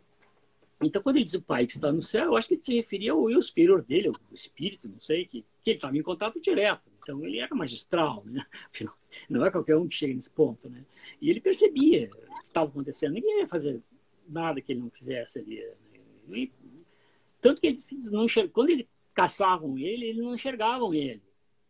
O Saint-Germain também tem essa particularidade, assim, porque ele fez acontecer naquela corte lá antes da Revolução Francesa, e era um cara que tinha uma capacidade incrível, ele era ambidestro, tocava violino, pintava bem, era alquimista, e curava, falava não sei quantas, trocentas línguas lá, até chinês, russo, e sempre tentavam aprontar contra ele, mas nunca pegavam ele, ele ficava invisível, ele certamente lançavam lá fazia uma fascínio, hipnotizava, sei lá o que lá, os caras, e saía e eles não percebiam que ele, como se tivesse desaparecido. Pode ser, né? Porque eles mesmos dizem que não existe milagre, existe controle da natureza, eles controlam a natureza, né? Eles controlam os elementos, né? Controlam tudo. Nós aqui a gente tem os elementos nossos aqui, só que tem outros elementos que devem estar em outros planos que estão inacessíveis a nós aqui pelo esse véu que cobre a nossa mente aqui, né? E eu acho que quando ascensiona, daí tem acesso a esses outros elementos que eles conseguem se transfigurar, fazer todas aquelas curas que Jesus fazia. Por isso que ele falava que vós sois deuses, tudo que vos faço, vós também podeis fazer, né? Porque eu acho que eles tinham o controle dos elementos, né? Eu acho que tem mais elementos além, por exemplo, a terra, o ar, o fogo, a água, daí nós sabemos que tem o éter, né? Mas deve ter mais outros elementos que nós desconhecemos e que talvez quando a pessoa transcende e ascensiona, tem acesso a isso, e por isso que consegue viajar no tempo, se transfigurar, bilocação, não sei o que lá, essas coisas lá. Deve ser alguma coisa nesse sentido que eu imagino que seja, né? Só pode ser, né? Ô, Leila, olha só, duas coisas. Uma, quando você falou porque quando começou a acontecer isso comigo, eu sou um todo, ao mesmo tempo eu não sou nada. Quando eu comecei a sentir isso, quando eu voltei dessa situação, eu questionei muito o sentimento. E automaticamente eu comecei a desapegar do sentimento, porque, cara, se a gente é tudo, e a gente é nada, e lá não tem sentimento nenhum de raiva, ódio, ciúme, inveja, desejo, eu fiquei questionando muito isso, por que que a gente tem que sentir aqui, né? E, lógico, isso aqui é porque a gente tem que evoluir e aprender, não sei se aconteceu isso contigo. Agora, em relação a algumas pessoas que estão aqui, já sabem dessa história de ficar invisível, eu já experimentei e funciona. A pessoa não te vê. Mas assim, não é você hipnotizando a pessoa. Da invisibilidade. Você bota antes e fala, essa pessoa não vai me ver e a pessoa não te vê. Eu já testei quatro vezes e funcionou. Até tá no caminho, então. Isso depois é muito interessante. Algum comentário aí, Léo? Não, só os mesmos. Tem que ele falou, caramba, que experiência, tenho um medo danado de usar esses meios externos para expandir a consciência. Eu escrevi, sem medo, né?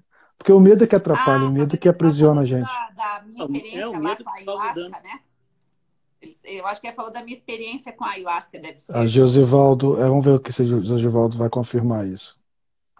Se for sobre isso que ele está falando, eu acho assim, eu acho que não precisa ter medo, porque quando você usa um expansor da sua consciência, só vai mostrar para você o que está na tua consciência, o que você é.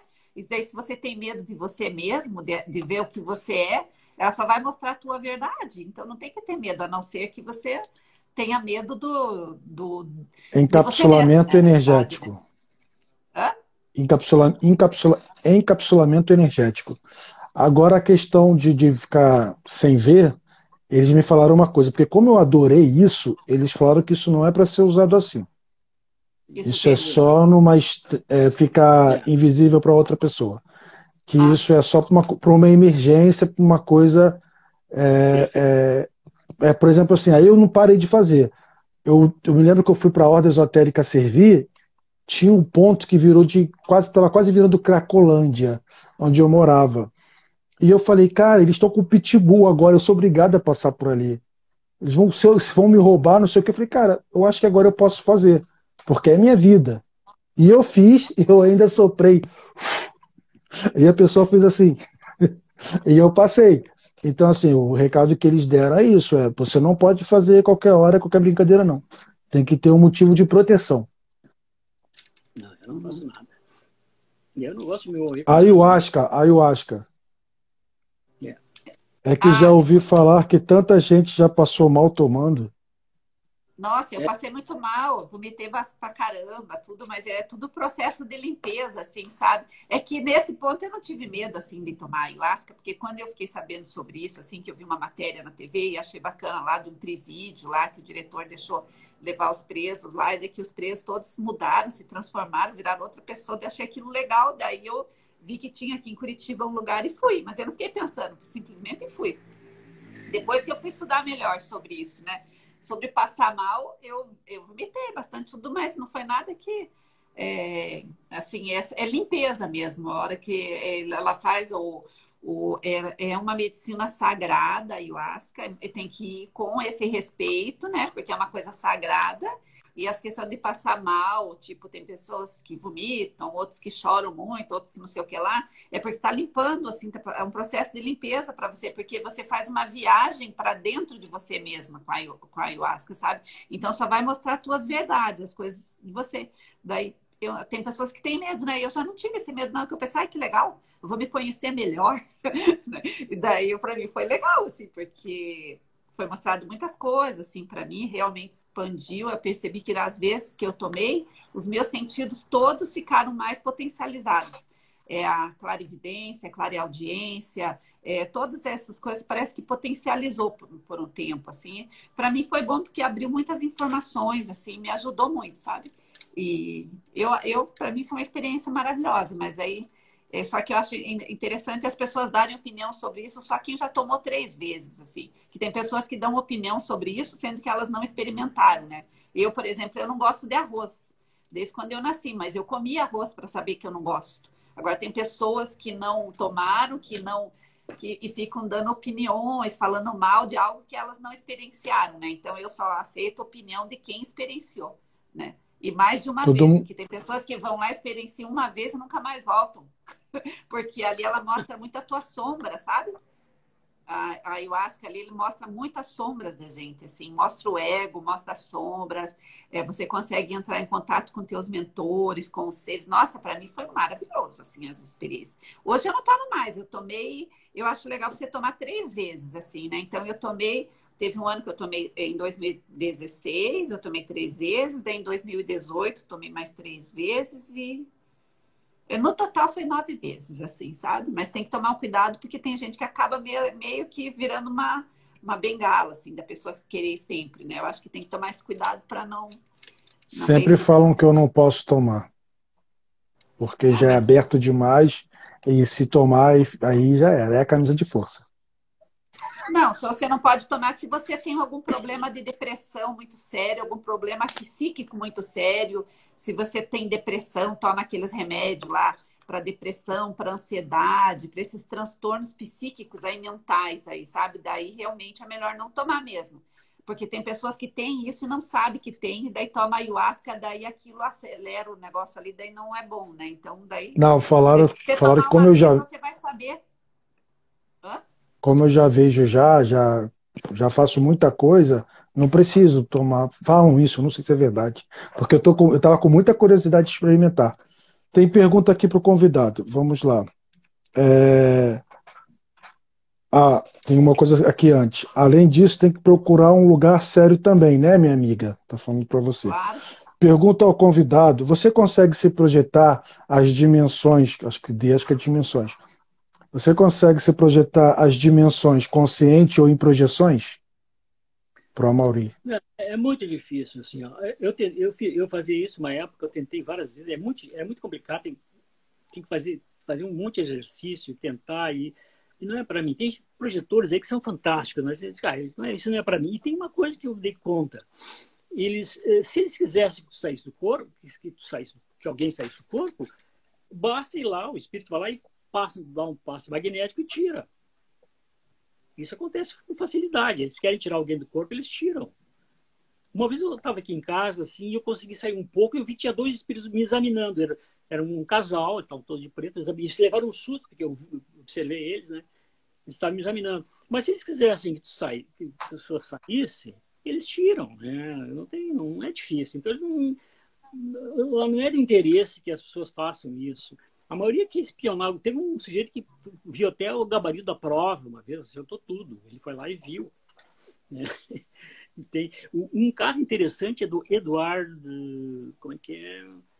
Ed Morrow, o começo da...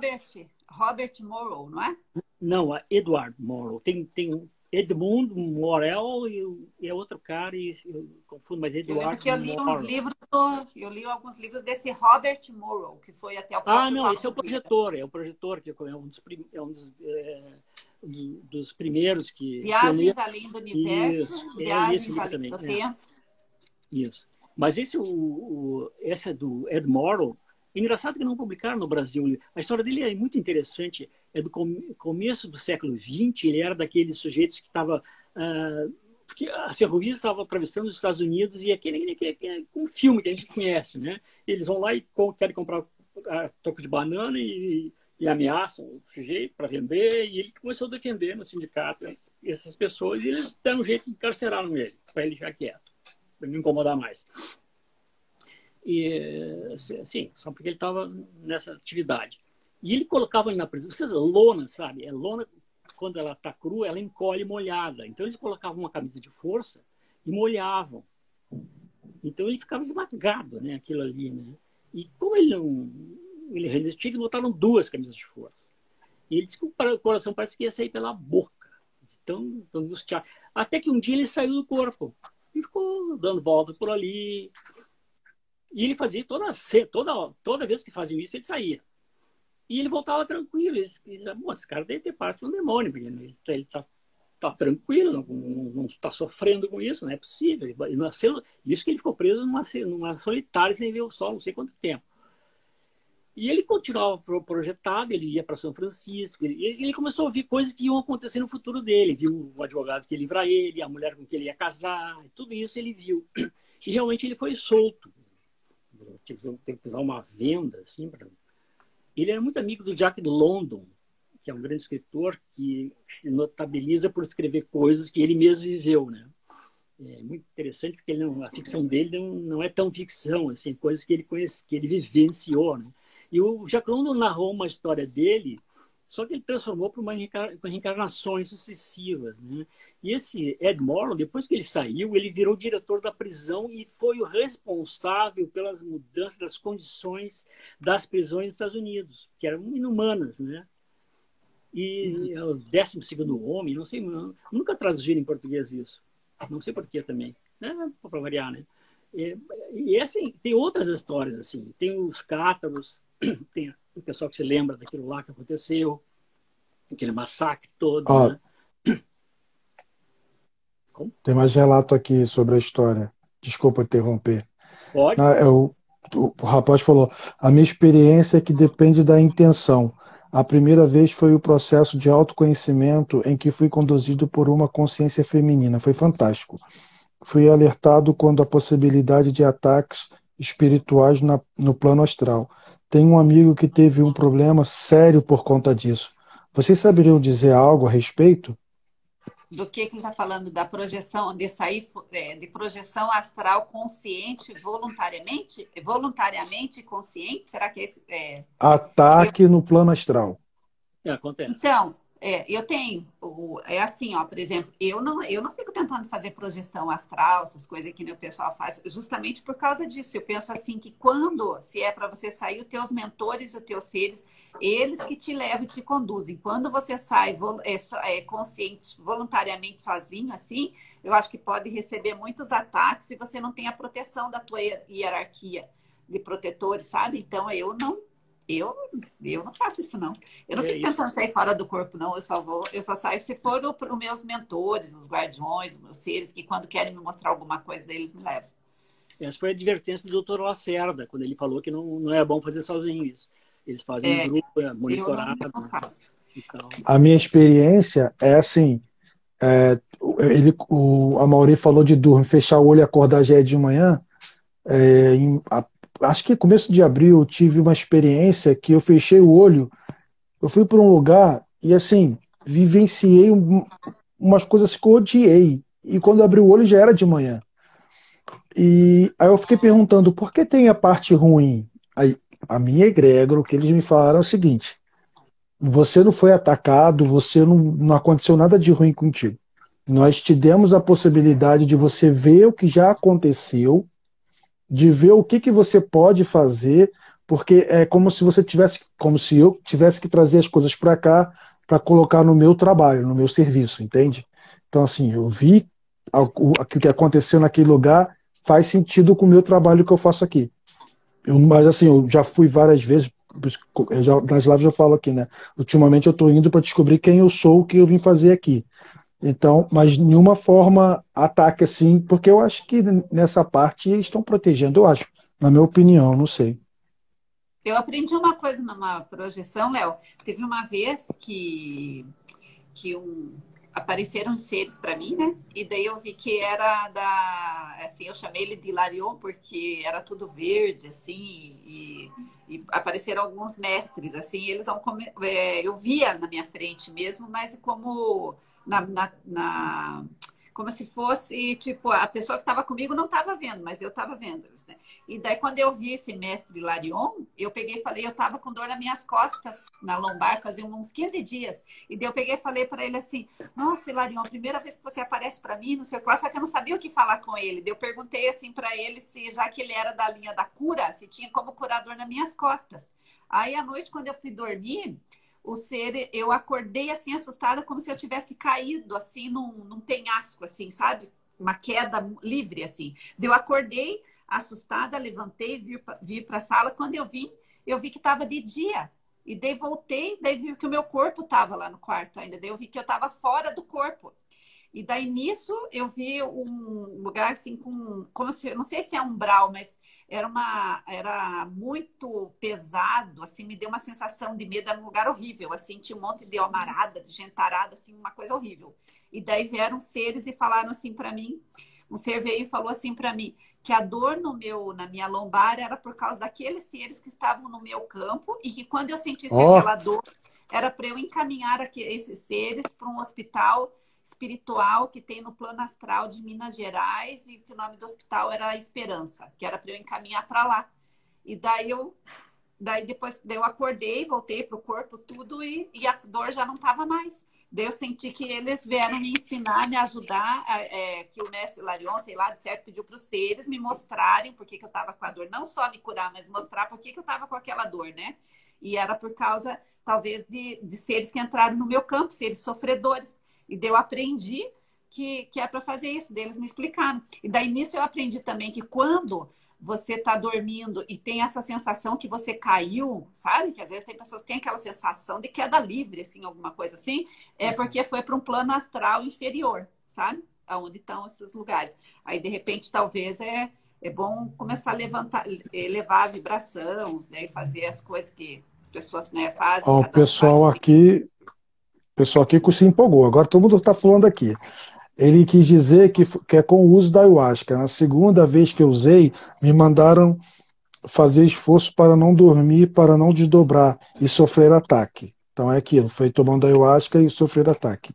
Eu acho que tudo é sintonia com a intenção ética para se projetar. Pergunto se as pessoas que desdobram com muita facilidade pode ficar mais vulnerável ao utilizar ayahuasca. Eu não sei responder isso.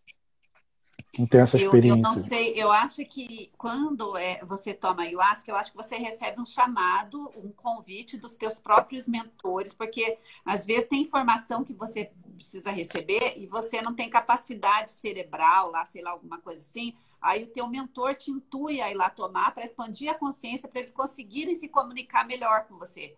E daí a ayahuasca expande e ajuda nisso. Então eu acho que a ayahuasca, para mim, foi um chamado, foi um convite que os meus mentores, os seres, me intuíram a ter aquela vontade de ir lá fazer isso, porque no meu normal eu nunca tive vontade disso, de nada desse tipo de coisa, nem bebida alcoólica eu não gosto, sabe? Mas aí foi talvez eles que me intuíram a ir lá e fazer isso, que talvez era necessário para mim. Talvez até porque eu sempre tive essa questão muito do medo, e depois, quando eu tomei a ayahuasca, eu perdi um pouco de medo das coisas, porque quando você toma ayahuasca, você morre várias vezes ali. E normalmente as pessoas, quando tomam ayahuasca, perdem um pouco o medo da morte, esses medos que prende a gente aqui. E às vezes os nossos mentores, seres, anjos, não conseguem comunicar com a gente por causa desse medo que a gente tem, né? Então, daí cada um é cada um, né? Então, eu não fico falando, vai lá e toma ayahuasca, mas se for para você tomar, você vai sentir que é para você tomar, sabe? Agora, para mim, foi uma experiência maravilhosa. Agora, eu tenho certeza absoluta, a ayahuasca só mostra o que está dentro de você, para você mesmo. Então, se você toma uma vez lá e vê coisas muito assim, então começa a se limpar mais, a elevar mais a vibração, a pedir mais, ancorar mais as hierarquias de luz, vai tomar mais vezes, porque só mostra o que tem na tua mente, o que está dentro de você, da tua alma, das tuas coisas só, sabe? Nada que você vê ali é irreal, sabe? E tem essa limpeza mesmo de você vomitar, não sei o que lá, porque tem muitas coisas da nossa psique mesmo que precisa ser limpadas, né? Mas para mim Com o meu psicólogo, eu boto tudo para fora, imagina com a ayahuasca, né? Porque mexe em tanta energia, não né? são muito favoráveis à ayahuasca. É bem difícil você achar psicólogo que é favorável. Não, eu tô falando... Uma sessão da ayahuasca equivale a uns 10 anos de terapia. Eu tô falando que a minha sessão com o meu psicólogo, eu já boto tanta coisa para fora que mexe com tanta energia, imagina a ayahuasca. Ó, tem uma última aqui. Se a consciência tem um fundo ético, assistencial, os amparadores automaticamente estarão juntos. Eu acredito nisso. Os amparadores, eles estão junto da gente sempre, em todos, você tomando ayahuasca ou não. Eles são sempre prontos. Olha, eu vou contar uma história para vocês que eu me lembrei agora. Muito interessante, porque a gente não sabe, né, em que medida as coisas estão por trás de nós, do mundo, né? Eu estava me preparando para fazer um concurso, eu estava em Osório ainda, para Petrobras. Eu passei depois, mas depois eu dentro da geografia. Mas eu estava me preparando e eu tinha que ir no outro quarteirão, na casa da minha tia, terminar da geografia, e visitava um vizinho meu do lado. Então, sempre era kantiano, né? Naquela hora eu estava ali, fazendo exatamente sempre no mesmo horário, né? E naquele dia, a minha mãe não deixou eu sair. Ela ficou estranha, e faz isso, faz aquilo, começou a me ordenar a fazer várias coisas. Chegou um ponto que eu disse, mas eu não consigo sair daqui. Claro, daí eu cheguei atrasado lá, né? Entrei na casa do amigo meu, ele estava na sala, branco, com revólver no colo. Eu digo, o que houve? Quase te matei, ele disse. O pai dele tinha comprado um 31, 32, acho que era. E ele nunca tinha visto revólver na vida. Ele ficou brincando com aquilo ali, encheu de bala. Então ele sabia que eu ia chegar naquela hora, né? Que em determinado horário.